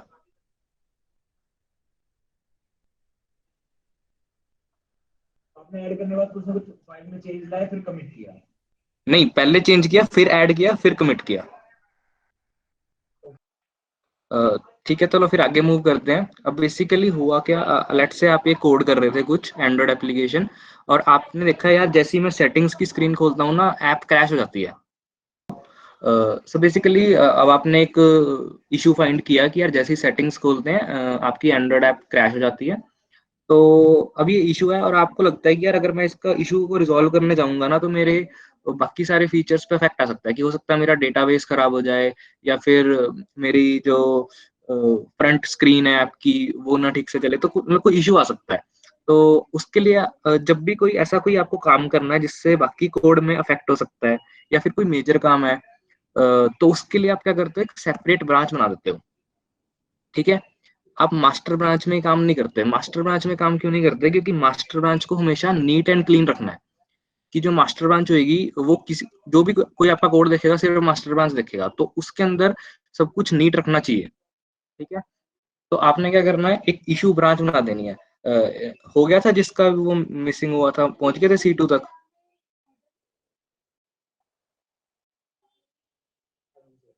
ठीक है, ओके। तो यहाँ पे अब आपने C2 कमिट कर दिया, अब आपको C3 कमिट करना है, लेकिन ये दूसरी ब्रांच में करना है। तो अगर आपको एक ब्रांच बनानी है उसके लिए क्या करना है, कमांड है git checkout -b और उस ब्रांच का नाम, मैं यहाँ पे नाम रख रहा हूँ इशू, आप कोई भी नाम रख सकते हो। ठीक है, ये वाली कमांड रन करनी है। ये कमांड होती क्या है, चेकआउट का मतलब होता है बेसिकली कि आपको वो वाली ब्रांच में चेंज करना है। -b का मतलब है कि न्यू ब्रांच बनानी है और उसका नाम रखना है इशू। ठीक है, बहुत ही सिंपल कमांड। अब आप देखोगे कि मास्टर चेंजेस टू इशू, तो यहाँ पे इशू आ गया है कि अब आप इशू वाली ब्रांच में हो। अगर आप गिट ब्रांच रन करते हो तो ये आपको दो दिखाएगा, एक मास्टर और एक इशू, और आप करंटली इशू में हो। ठीक है, चेकआउट का मतलब है कि जिस वाली आप मास्टर ब्रांच में थे वहां से चेकआउट कर दो और जो वाली ब्रांच आप नेक्स्ट लिख रहे हो उसमें एंटर हो जाओ। मतलब वो ये दिखा रहा है कि हमने ब्रांच खोली, तो सब ब्रांच है उसकी। हाँ, अगर वो पहली ब्रांच होती तो -b नहीं लिखना था। ठीक है, अभी हमको बनानी पड़ेगी ब्रांच, दिक्कत नहीं है। तो अब आपने क्या करना है, यहाँ पे फाइल में जाके दोबारा चेंजेस कर देने हैं। लेट से मैं कह रहा हूँ 3 कर दी और इसको सेव कर देना है। ठीक है, और अगर आप यहाँ पे गिट स्टेटस करोगे तो ये बता रहा है कि मॉडिफाइड है फाइल 1, तो इसको दोबारा कमिट करना है। तो आपको पता है कैसे कमिट करना है, आप करो उसको कैसे करना है, git add -a and then git commit। तो git add -a और git commit -m, इसका नाम रख देते हैं C3। ठीक है,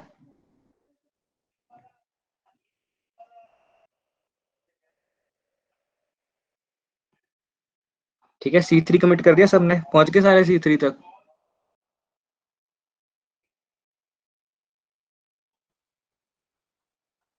यस सर। ठीक है, अगर किसी का नहीं हुआ तो बता दो, मैं वेट कर लेता हूँ। मेन ब्रांच के अंदर सब ब्रांच खोल दी हमने। हाँ, कह सकते हैं, मतलब उसी वाली ब्रांच को एक तरीके से एक्सटेंड कर लिया। मतलब जो ये वाली ब्रांच थी अब इसके आगे मतलब इसको एक तरीके से दो रास्ते मिल गए कि इशू ब्रांच पे भी जा सकते हैं और आगे मास्टर ब्रांच को कंटिन्यू कर सकते हैं। तो मतलब एक तरह से जो इशू ब्रांच है वो सिर्फ हमारे लिए है और वो देखने के लिए सिर्फ मास्टर ब्रांच है।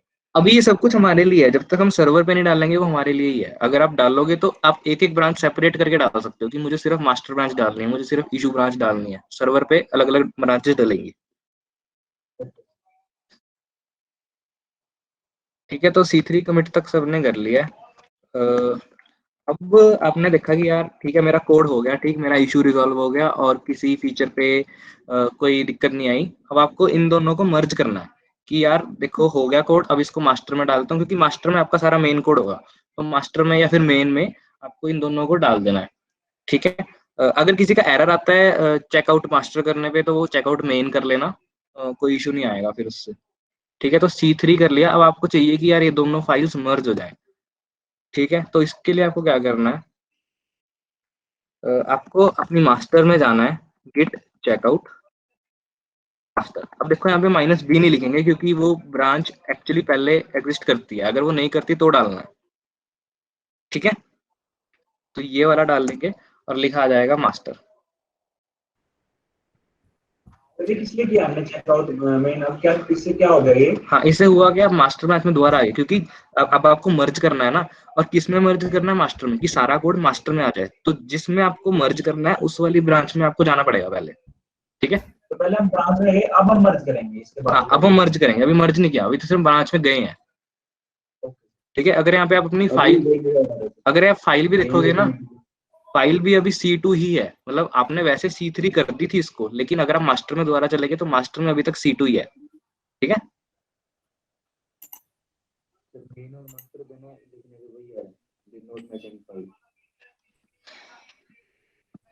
एक बार पूरा एरर कॉपी करके एक बार चैट बॉक्स में डाल दो, आप मॉडरेटर्स देख लेंगे,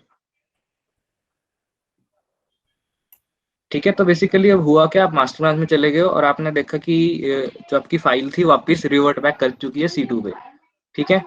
अब आपने क्या करना है, इन दोनों को मर्ज कर देना है। मर्ज कैसे करना है, सिंपल, सबसे सिंपल कमांड होगी गिट मर्ज, किसके साथ मर्ज करना है, इशू से, बस ये कमांड है, ठीक है। तो गिट मर्ज इशू,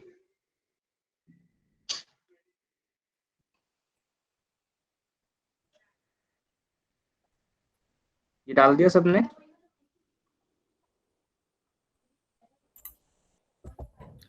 सर ये कमांड अपन इशू में ही नहीं कर सकते थे, गिट मर्ज मास्टर करके? हाँ, तो होता क्या, तो आपका जो इशू ब्रांच है ना वो एक्सटेंड हो जाती है, लेकिन आपको मास्टर ब्रांच एक्सटेंड करनी है, मतलब ये जो C4 नोड है ना वो यहाँ बनता फिर। अच्छा ओके सर, हाँ ठीक है। मर्ज करने के बाद तो जो हमारी इशू के अंदर जो हमारी कमांड चेंज थी वो डिलीट हो गई। नहीं, वो डिलीट नहीं हुई। अगर आप अब देखो, जो मास्टर ब्रांच था उसमें पहले कोड क्या, फाइल में क्या लिखा हुआ था, C2 लिखा हुआ था, लेकिन अगर आप अब फाइल खोलोगे तो क्या लिखा आएगा, C3। ऐसा क्यों हो रहा है कि जो भी C3 का कोड था उसको मर्ज कर दिया C2 के कोड से, तो मतलब C3 वाला नोड एक्चुअली यहाँ पे कॉपी हो गया, मतलब बेसिकली C4 C3 ही है एक तरीके से ना।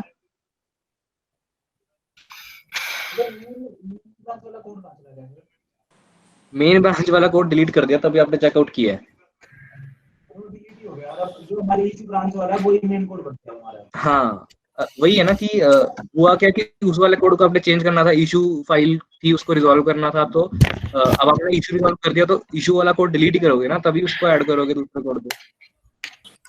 सर तो ये हमने, हाँ, ये अभी ब्रांच एग्जिस्ट करती है, लेकिन इसका यूज खत्म हो गया, अब हम मास्टर में दोबारा आ चुके हैं और हमारा सारा ठीक चल रहा है एकदम।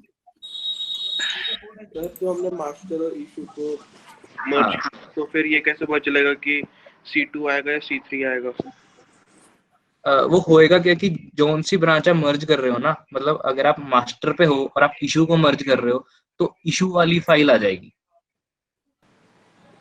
मतलब बेसिकली आप मास्टर पे बैठ के कॉल कर रहे हो कि इशू मुझे अपना वाला कोड दे दो, तो इशू अपना कोड मास्टर को दे देगा। तो अगर हम इशू में होकर मास्टर को करेंगे तो गलत हो जाएगा ना? हाँ, तो C2 वाला कोड यहाँ पे ऐड हो जाएगा। वो करते नहीं यार, बेसिकली जो भी हम ब्रांचेस बनाते हैं ना उसको ज्यादातर मर्ज नहीं, मतलब उसका कोड मास्टर में मर्ज करते हैं लेकिन उसको आगे मर्ज नहीं करते। और ये C4 किस लिए बनाया है आपने? ये सिर्फ एक रिप्रेजेंटेशन है यार, मतलब कि अगर आप यहाँ पे गिट लॉग भी करोगे ना तो C3 ही आएगा, C3 के ऊपर C4 नहीं आएगा। वो सिर्फ एक रिप्रेजेंटेशन है, मतलब मैं बताना चाहता हूँ कि मर्ज होगी है। ठीक है, ठीक है। मास्टर का खुद का कोड था वो खत्म हो गया? हाँ, वो डिलीट हो गया। मतलब वैसे होएगा क्या, एक्चुअली जब आप कोड कर रहे होंगे तो 1000 लाइन के बीच में आप 10 लाइंस को चेंज करोगे, तो वो 1000 लाइंस तो ऐसा रहेंगी लेकिन सिर्फ 10 लाइंस अपडेट हो जाएंगी, तो इसलिए यूज होता है। अभी मैंने एक ही लाइन करके दिखाई है, ठीक है। सर अगर हम वापस कमिट को रिस्टोर करेंगे, मतलब हमें C2 पे वापस रिस्टोर करना है, तो वो C3 का कोड ही हो जाएगा अभी वापस रिस्टोर, या फिर C2 को आएगा? अगर आपको C2 पे दोबारा रिवर्ट करना है ना यार, बेसिकली ये थोड़ा एडवांस टॉपिक है कि आपको पिछले कमिट पे कैसे जाना है। बेसिकली हर एक कमिट की एक आईडी होती है, तो इन आईडी को यूज करके आप पिछले कमिट्स पे जाते हो। अभी वो टॉपिक हम नहीं लेंगे क्योंकि बहुत ज्यादा एडवांस टॉपिक है। ये सर मैं ये नहीं पूछ रहा कि कैसे जाना है, सर मैं पूछ रहा हूँ अगर हम जाते हैं मतलब इन फ्यूचर, तो वो जो कोड हमें शो होएगा वो C3 का शो होएगा या C2 को होएगा, या जो मर्ज है वो? अगर आप C3 कमिट पे जाओगे तो C3 वाला आएगा, अगर C2 पे जाओगे C2, C1 पे जाओगे C1 वाला भी आ जाएगा। तो वो डिपेंड करता है कौन से वाले कमिट पे आप रिवर्ट बैक करते हो। तो फिर मर्ज का फायदा क्या होगा? मर्ज का फायदा ये हुआ कि जो आपने इशू रिजॉल्व कर दिया है वो अब मास्टर ब्रांच पे रिफ्लेक्ट होगा कि हाँ इशू रिजॉल्व है, तो अब मास्टर ब्रांच में कोई इशू नहीं रहा। जो C2 में इशू था अब वो C4 में नहीं रहा। हाँ, तो अभी तक आपने देखा कि मतलब अभी तक तुम्हें इंटरनेट की जरूरत नहीं पड़ी, अपने कंप्यूटर में ही तुम अपने लाइक एडिटिंग एंड सॉफ्टवेयर वगैरह अपने एंड पे बनाई जा रहे थे, राइट?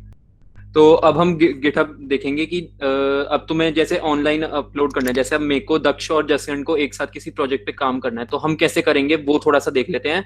एंड बेसिक ही होएगा, ये ज्यादा एडवांस नहीं होएगा। और इसके अंदर गिट के लाइक जो अभी तक तुमने सीखा है ना, लाइक वो तुम यूज कर रहे हो तो ठीक है, अगर तुम्हारे चल रहे हैं तो ठीक है, अगर एरर्स आ रहे हैं तो मैं तुमको एक दूसरा भी दिखा दूंगा ताकि तुम समझ जाओ कि कैसे काम कर रहा है ये। तो वो यही लाइक ऑनलाइन ही हो जाएगा वेब ब्राउजर पे। तो बट मोबाइल पे फिर भी मत करना, मोबाइल पे नहीं होएगा, लैपटॉप पे ही रहना, ठीक है। तो अभी तक तुमने देखा गिट जो है वो गिट है वो लाइक वो लैपटॉप्स या कंप्यूटर्स में ही काम करता है सिर्फ। अब गिट को यूज करके बहुत सारी ऑनलाइन सर्वर्स हैं, जैसे एक गिटहब हो गया, एक गिटहब वेबसाइट है उस पर बना सकते हैं, एक बिटबकेट है और एक गिटलैब है। और भी होंगी, मेरे को आइडिया नहीं है इतना। तो गिटहब सबसे ज्यादा लाइक फेमस है और इस पे बहुत ज्यादा लाइक ओपन सोर्स का नाम तुमने शायद सुना होगा, लाइक बेसिकली कि जिसका कोड अवेलेबल है देखने के लिए एंड एडिट करने के लिए भी पॉसिबली, ठीक है। तो अब हम देखेंगे कि जो तुमने कंप्यूटर में कोड बनाया अभी तक, अपना जो कमिट्स वगैरह करें उसको ऑनलाइन कैसे अपलोड करते हैं। अब इसमें जिन्होंने नहीं भी बनाया कोई फर्क नहीं पड़ता, इसको देख लो और इसको कर लो साथ साथ में। मैं तुमको दिखाता हूँ, मैं दूसरे तरीके से तुम्हें दिखा दूंगा, तुम दूसरा कर लेना, ट्राई उस तरीके से कर लेना, साथ साथ में ही हो जाएगा एकदम। तो अब तुम लाइक इस पे क्लिक करोगे ना, अगर तुम गिटहब लॉगिन कर लेना, हाँ लॉगिन करने के बाद लॉगिन कर लेना और इस पे क्लिक कर लेना, तो इस पेज पे आ जाओगे तुम। तो अब हम यहाँ पे एक न्यू रेपोजिटरी बनाएंगे, ये एक एम्प्टी रेपोजिटरी होगी, इसका नाम चलो मैं दे देता हूँ टेस्ट, ठीक है। ये टेस्ट है और ये जो रेपोजिटरी नाम होता है ये सिर्फ जो तुम्हारी रेपोजिटरीज है उन्हीं में से चेक करता है, पूरे गिटहब पे चेक नहीं करता कि अवेलेबल है या नहीं। तो मैंने कोई टेस्ट रेपोजिटरी नहीं बना रखी इसलिए अवेलेबल है। अब पब्लिक या प्राइवेट, तो ठीक है पब्लिक कोड सबको दिखाना है, और प्राइवेट में मतलब जिनको मैं सिर्फ कोलैबोरेटर ऐड करूंगा। कोलैबोरेटर बेसिकली वो हो गए जिससे मैं कोड जिसको मैं ट्रस्ट करता हूँ कि वो कोड में चेंज करेगा तो देख के ही करेगा। जैसे दक्ष और जसकरण को अगर मैंने कोलैबोरेटर बना दिया तो ठीक है। पब्लिक में क्या होता है कि वो हर कोई, जैसे तुम सब भी मेरा कोड देख पाओगे कि मैंने क्या अभी तक किया है, एंड तुम उसमें एक पुल रिक्वेस्ट बेसिकली होता है कि तुम्हें भी उसके अंदर एडिट करना है, इसकी तुम रिक्वेस्ट डालते हो। तो अभी हम वो भी देखेंगे आगे। तो बस वो चीज होती है कि पब्लिक में तुम कोड देख सकते हो इजीली। एक रीडमी फाइल होती है, रीडमी फाइल जनरली हर एक गिटहब रेपोजिटरी में होती ही है, और इस रीडमी फाइल के अंदर जो भी तुम्हारा प्रोजेक्ट बना हुआ है ना उसके बारे में लाइक सब चीजें होती हैं। तो एक रीडमी फाइल का तुम्हें बता दिया। अब डॉट गेट इग्नोर क्या होता है कि इसके अंदर जो तुम फाइल्स मेंशन करते हो ना वो तुम्हारे रिफ्लेक्ट नहीं होती है ऑनलाइन रेपोजिटरी में। अब तुम कोई सॉफ्टवेयर वगैरह बना रहे होते हो तो कई बार ये होता है कि उसमें ना एक पासवर्ड्स वगैरह स्टोर होते हैं, जैसे डेटाबेस के पासवर्ड्स हो गए या कोई इंपॉर्टेंट फाइल्स हो गई जो तुम्हें अपलोड सबको नहीं दिखानी है। तो तुम इस फाइल के अंदर उन फाइल्स का नाम लिखते हो तो वो फाइल्स अपलोड नहीं होती हैं। और लाइसेंस तो बेसिकली लाइसेंस होगा कि copyright issue and all that, मैं इतना डिटेल में जाने की जरूरत नहीं। तो रीडमी फाइल अभी मैं इनिशियलाइज नहीं कर रहा क्योंकि जो तुमने कोड लैपटॉप पे बनाया है उस पर रीडमी फाइल है नहीं, तो फिर मर्जिंग वगैरह करनी पड़ेगी एंड एरर्स वगैरह आने के ज्यादा चांसेस हैं। तो अभी उसकी जरूरत नहीं है, बस इतना करके क्रिएट रेपोजिटरी। अब ये एक एम्प्टी रेपोजिटरी बन गई। अब इसमें जनरली यहाँ पे कोड दिखता है अगर कुछ कोड होता है, बट अभी कोड है नहीं, तो पहले बाकी चीजें देख लेते हैं। तो इसमें एक इश्यूज की चीज होती है, अगर कोड में कोई इशू होता है ना तो यहाँ पे कोई भी लिटरली कोई भी बना सकता है। तुम भी अगर बनाना चाहो तुम भी आई थिंक सेटिंग्स में तुम इसको डिसेबल कर सकते हो कि इश्यूज नहीं दिखते, या तुम उसके अंदर इश्यूज लाइक सेटिंग्स में थोड़ा वेरी कर सकते हो कि शायद तुम ही सिर्फ बना सकते हो या कोलैबोरेटर्स ही बना सकते हैं, ठीक है। तो यहाँ पे न्यू इशू करके अगर कोड में कोई इशू होता है तो तुम न्यू इशू और क्या इशू है इसको यहाँ पे लिख सकते हो और फिर सबमिट न्यू इशू कर सकते हो, ठीक है। तो वो यहाँ पे दिख जाएगा। फिर पुल रिक्वेस्ट अभी मैं तुमको आगे बता दूंगा इसके बाद ही। अभी सेटिंग्स में देख लो एक बार, ये सेटिंग्स में बहुत सारी ऑप्शन होती हैं। मेन चीज ये है जो है ना, अगर तुम्हें अपने दोस्तों वगैरह के साथ करना है लाइक कोलैबोरेट वगैरह, तो यहाँ मैनेज एक्सेस में जाके इनवाइट अ कोलैबोरेटर। अब मेरे को जैसे दक्षा जसकरण को करना है तो मैं यहाँ पे उनका यूजर नेम या ईमेल करके उनको एक इनवाइट भेज सकता हूँ, उनकी ईमेल पे आ जाएगा इनवाइट, या वो कोलैबोरेटर ऐड हो जाएंगे तो सीधा ये रेपोजिटरी खोलेंगे तो चेंजेस कर पाएंगे इसमें डायरेक्टली, ठीक है। जो सिर्फ कोलैबोरेटर्स हैं वो इसके अंदर डायरेक्टली चेंजेस कर पाएंगे और इश्यूज वगैरह एक्सेप्ट कर पाएंगे या फिर उसमें चेंजेस ज्यादा कर पाएंगे इश्यूज में। तो अब हम अभी तक देखा, अभी तक जिन्होंने बना लिया रेपोजिटरी, जो अब लाइक जिनके एरर्स वगैरह नहीं आए, ठीक है, और जिनके लाइक गिट इनिट में एरर नहीं आया था ना, बस वो फॉलो कर लेना। बाकियों के लिए मैं अभी बता देता हूँ। तो बेसिकली पहले ओपन बैश हियर, ये मैंने एक फोल्डर बना रखा है और इसको प्रेस कर देता हूँ। ये दिख रहा है ना, फॉन्ट साइज साइज ठीक होना चाहिए। हाँ, तो मैंने एक एम्प्टी रेपोजिटरी बना दी जो अभी तक तुमने लाइक 2-3 बार देख चुके हो, तो अब पता होना चाहिए। जिनका एरर नहीं आ रहे थे उनके लिए तो एटलीस्ट होना चाहिए git init। अब तुम्हारे पास कोड होएगा, चलो मैं भी कोड डाल ही देता हूँ इसमें। हाँ,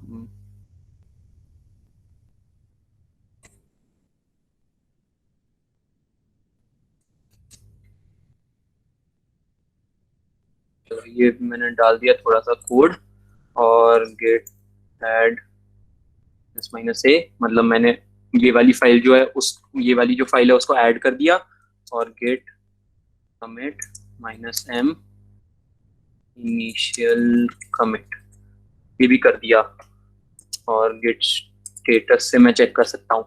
तो मैं बस ये 3 कमांड की जरूरत थी अभी तक, इस जो मैं सिखा रहा हूँ उसके लिए बस उतना ही चाहिए। अब आगे देखते हैं।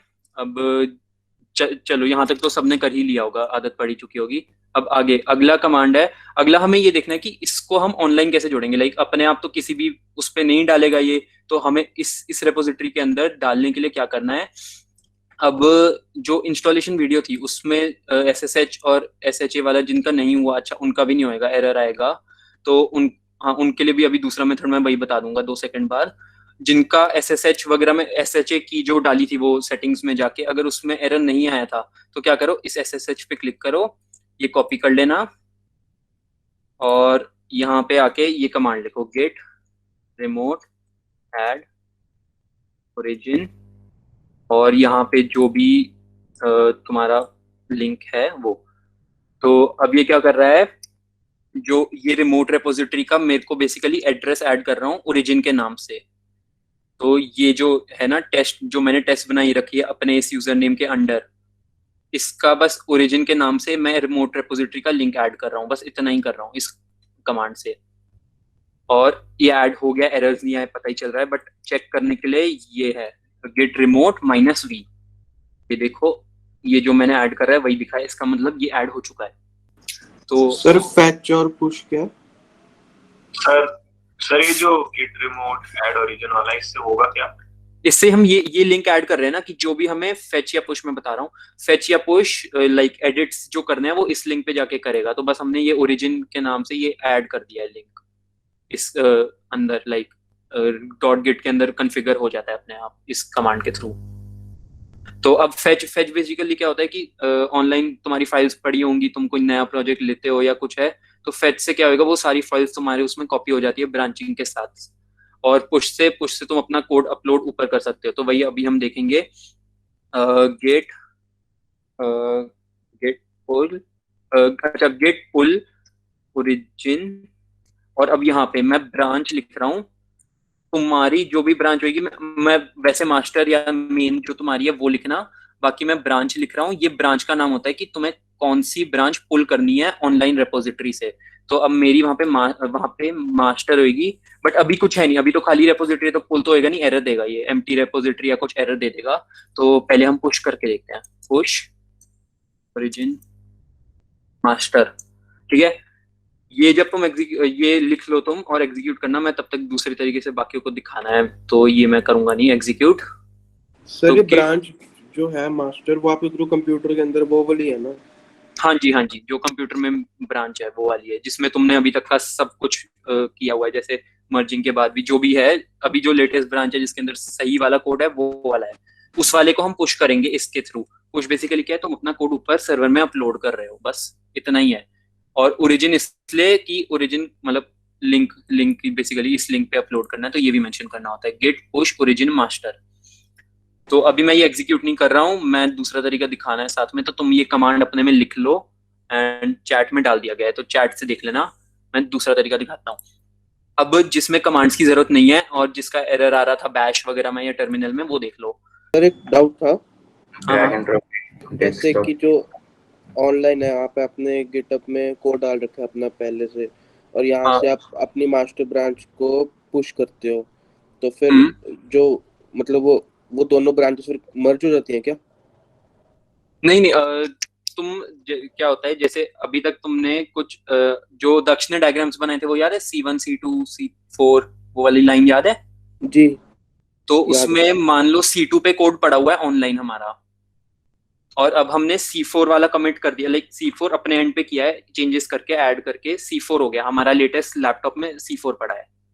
तो अब बेसिकली मैं क्या करूंगा, ऊपर अपलोड करूंगा, वो उसके आगे और ऐड कर देगा नया कोड, लाइक एडिट कर देगा वो नया कोड, तो नया कोड दिखेगा। अब तुम्हें फिर C4 वाला सारा दिखेगा, जैसे मर्ज किया ना दक्ष ने, जैसे C4 एंड में दिख रहा था, लाइक C4 उसके अंदर मर्ज हो गया इशू ब्रांच के अंदर, तो तुम्हें एंड में C4 या C3 दिख रहा था, तो वैसे ही अब तुम्हें दिखेगा C4 या C3 जो भी होगा। तो अच्छा हाँ, ये मिल गया मेरे को, ये जो भी था। यहाँ पे अपलोड एन एग्जिस्टिंग फाइल का ऑप्शन है, ये कर लेना, और चूज फाइल्स।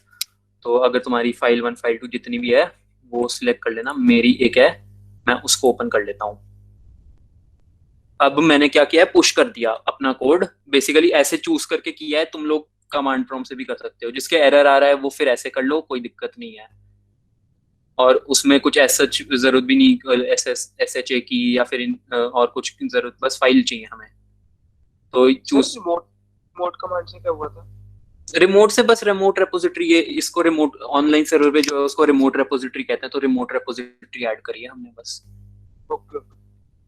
मतलब रिमोट के आगे भी चीजें होती हैं, कहाँ गया, जैसे रिमोट ऐड ओरिजिन तो ऐड किया और -v से चेक कर लिया, और रिमोट के और भी कमांड होते होंगे, इतना जाने की जरूरत नहीं है डिटेल में, वो लाइक बाद में आराम से जब जैसे जैसे जरूरत पड़ेगी वैसे वैसे देखते रहना, ठीक है। तो मतलब रिमोट से हम ये बता रहे हैं उसको कि हम इस फाइल में अपडेट करेंगे, पुश करेंगे। हाँ, इस बस बेसिकली उस रिमोट रिपोजिटरी के साथ हमने अगर कुछ लिंक चेंज करना है तो भी रिमोट यूज होता है, या फिर कुछ होता है तो फिर लाइक उसके करेंगे, पुश से हम चेंज करेंगे, पुश से हम चेंज कर रहे हैं उसके अंदर, ये बता रहे हैं कोई।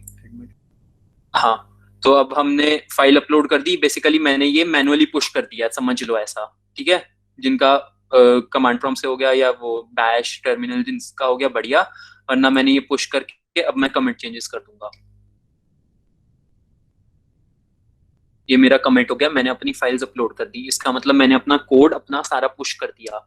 अब हाँ, अब अगर मान लो यहाँ पे कोड ऑलरेडी पड़ा हो, जैसे file.txt साथ में 2-3 फाइल्स और भी कुछ पड़ी हो, और तुमने पहली बार अपनी रेपोजिटरी बनाई खाली, तो उसके लिए तुम्हें क्या करना होता है, इसकी जगह ओरिजिन मास्टर मेन होएगा, आई थिंक जो ब्रांच बनती है यहाँ पे मेन बनती है ना, तो मैं मेन पुल करूंगा।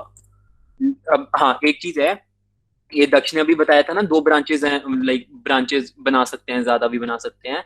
तो गिटहब ने क्या किया, पिछले साल उन्होंने पहले मास्टर ब्रांच होती थी जो इनिशियलाइज होते बनती थी, अब उन्होंने मास्टर की जगह मेन कर दिया। तो अगर तुम पुरानी रेपोजिटरीज देखोगे तो उसमें मास्टर आई थिंक दिखता है अभी भी यहाँ पे, और मेरी जैसे अभी मैंने नहीं बनाई तो यहाँ पे मेन दिख रहा है। तो अपना तुम क्या है, यहाँ पे पुश कर रहे हो पहली बार कोड, तो फिर तुम मास्टर में ही करते रहना पूरा काम। बट अगर तुम पहली बार पुल कर रहे हो, लाइक तुम्हारी रेपोजिटरी खाली है, मान लो मेरी फाइल नहीं होती, ये फाइल नहीं है, ठीक है, और आई थिंक मेरे को फिर गिट ऐड या कुछ करना पड़ेगा वरना एरर आ जाएगा।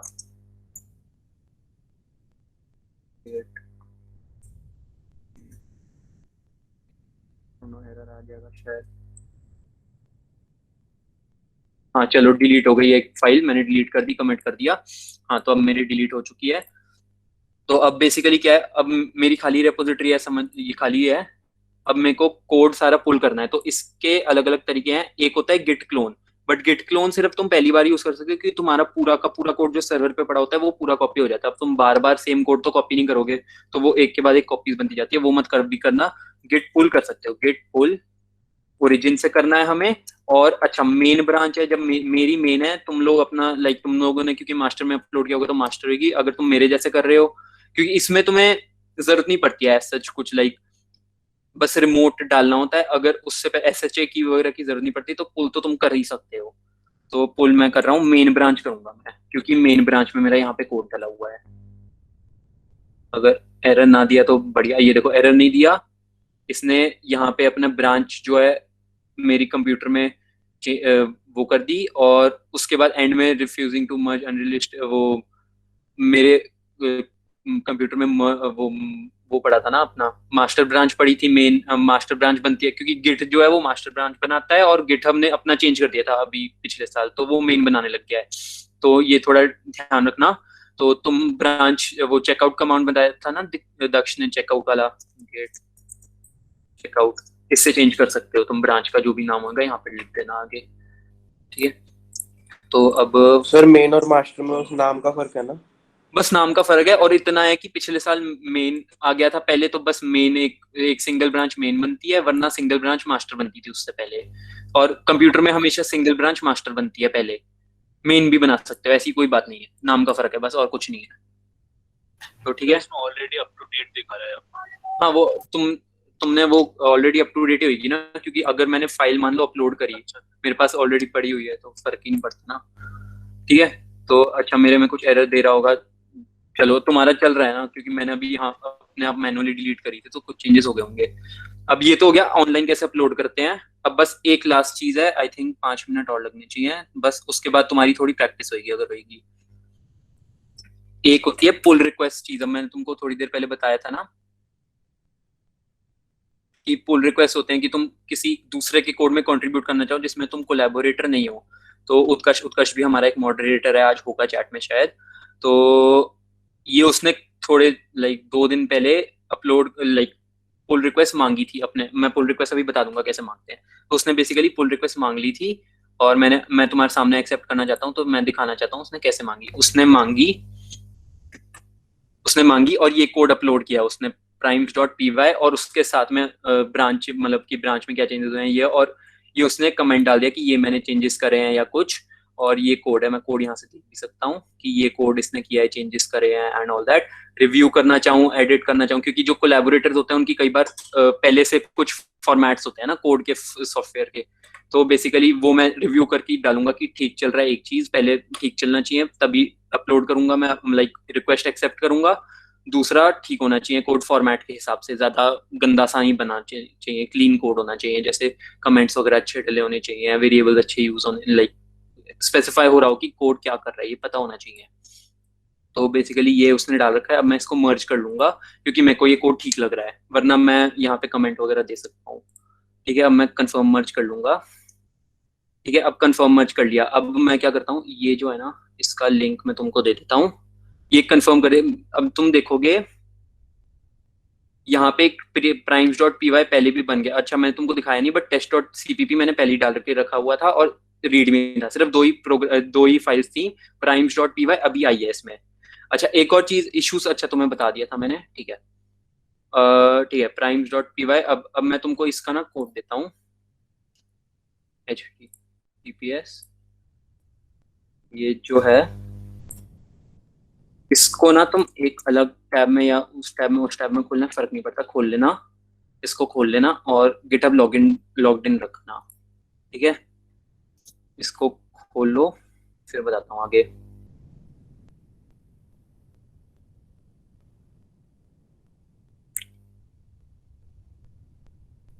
चलो ठीक है, अब इसको खोल लिया। तो अब क्या करना है, अब क्योंकि मैं इसके अंदर कंट्रीब्यूट नहीं कर सकता हूँ, तो मतलब कहाँ गया वो दूसरा, ओ शिट मैंने दूसरा कोड दे दिया गलत, नहीं गिट वर्कशॉप, ठीक है हाँ ये रहा ना, सॉरी ये मैंने एक्चुअली दूसरा अकाउंट खोल रखा है, तो इसमें मैं कुछ नहीं कर रहा हूँ। ये दूसरा अकाउंट मान लो कोई ऑर्गेनाइजेशन का अकाउंट है, ठीक है ठीक है। तो अब मैं क्या करूंगा, इसको मेरे को फोक करना है, तो मैं अपने नॉर्मल अकाउंट जिसमें मेरे को एक्चुअली काम करना है, ये मेरा नॉर्मल अकाउंट है, ठीक है। अब मैंने ये रेपोजिटरी खोली, ये वही रेपोजिटरी है जिसका लिंक मैंने तुमको भेजा। अब मैं इसको फोक करूंगा। फोक क्या होएगा, फोक क्या करेगा कि सेम रेपोजिटरी मतलब सेम नाम से और सारा code same to same as it is मेरे नाम के अंडर प्रेजेंट अकाउंट के अंडर एक रेपोजिटरी बना के कॉपी कर देगा विद ब्रांचिंग एवरीथिंग, सब कॉपी हो जाएगा सेम टू सेम एग्जैक्टली। ये कॉपी करने के बाद अब अगर मैं कुछ एडिट करता हूँ इसमें, मान लो मैंने प्राइम्स किया, अब जिनका चल रहा है एक्चुअली कमांड प्रॉम्प्ट, तो वो क्या कर सकते हैं, ये कॉपी करने के बाद एक नई बना लेना, नया फोल्डर बना लेना, फिर गिट इनिट कर लेना।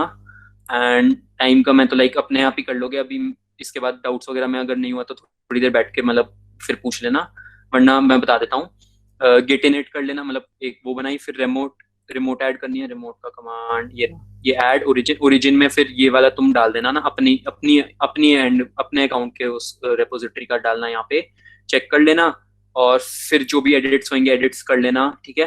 अब मैं एडिट्स बता देता हूँ, जैसे एडिट्स मैंने यहाँ पे करे, मैं ऑनलाइन ही कर रहा हूँ ताकि जिनका नहीं चल रहा वो भी देख पाए, वो भी कर पाए।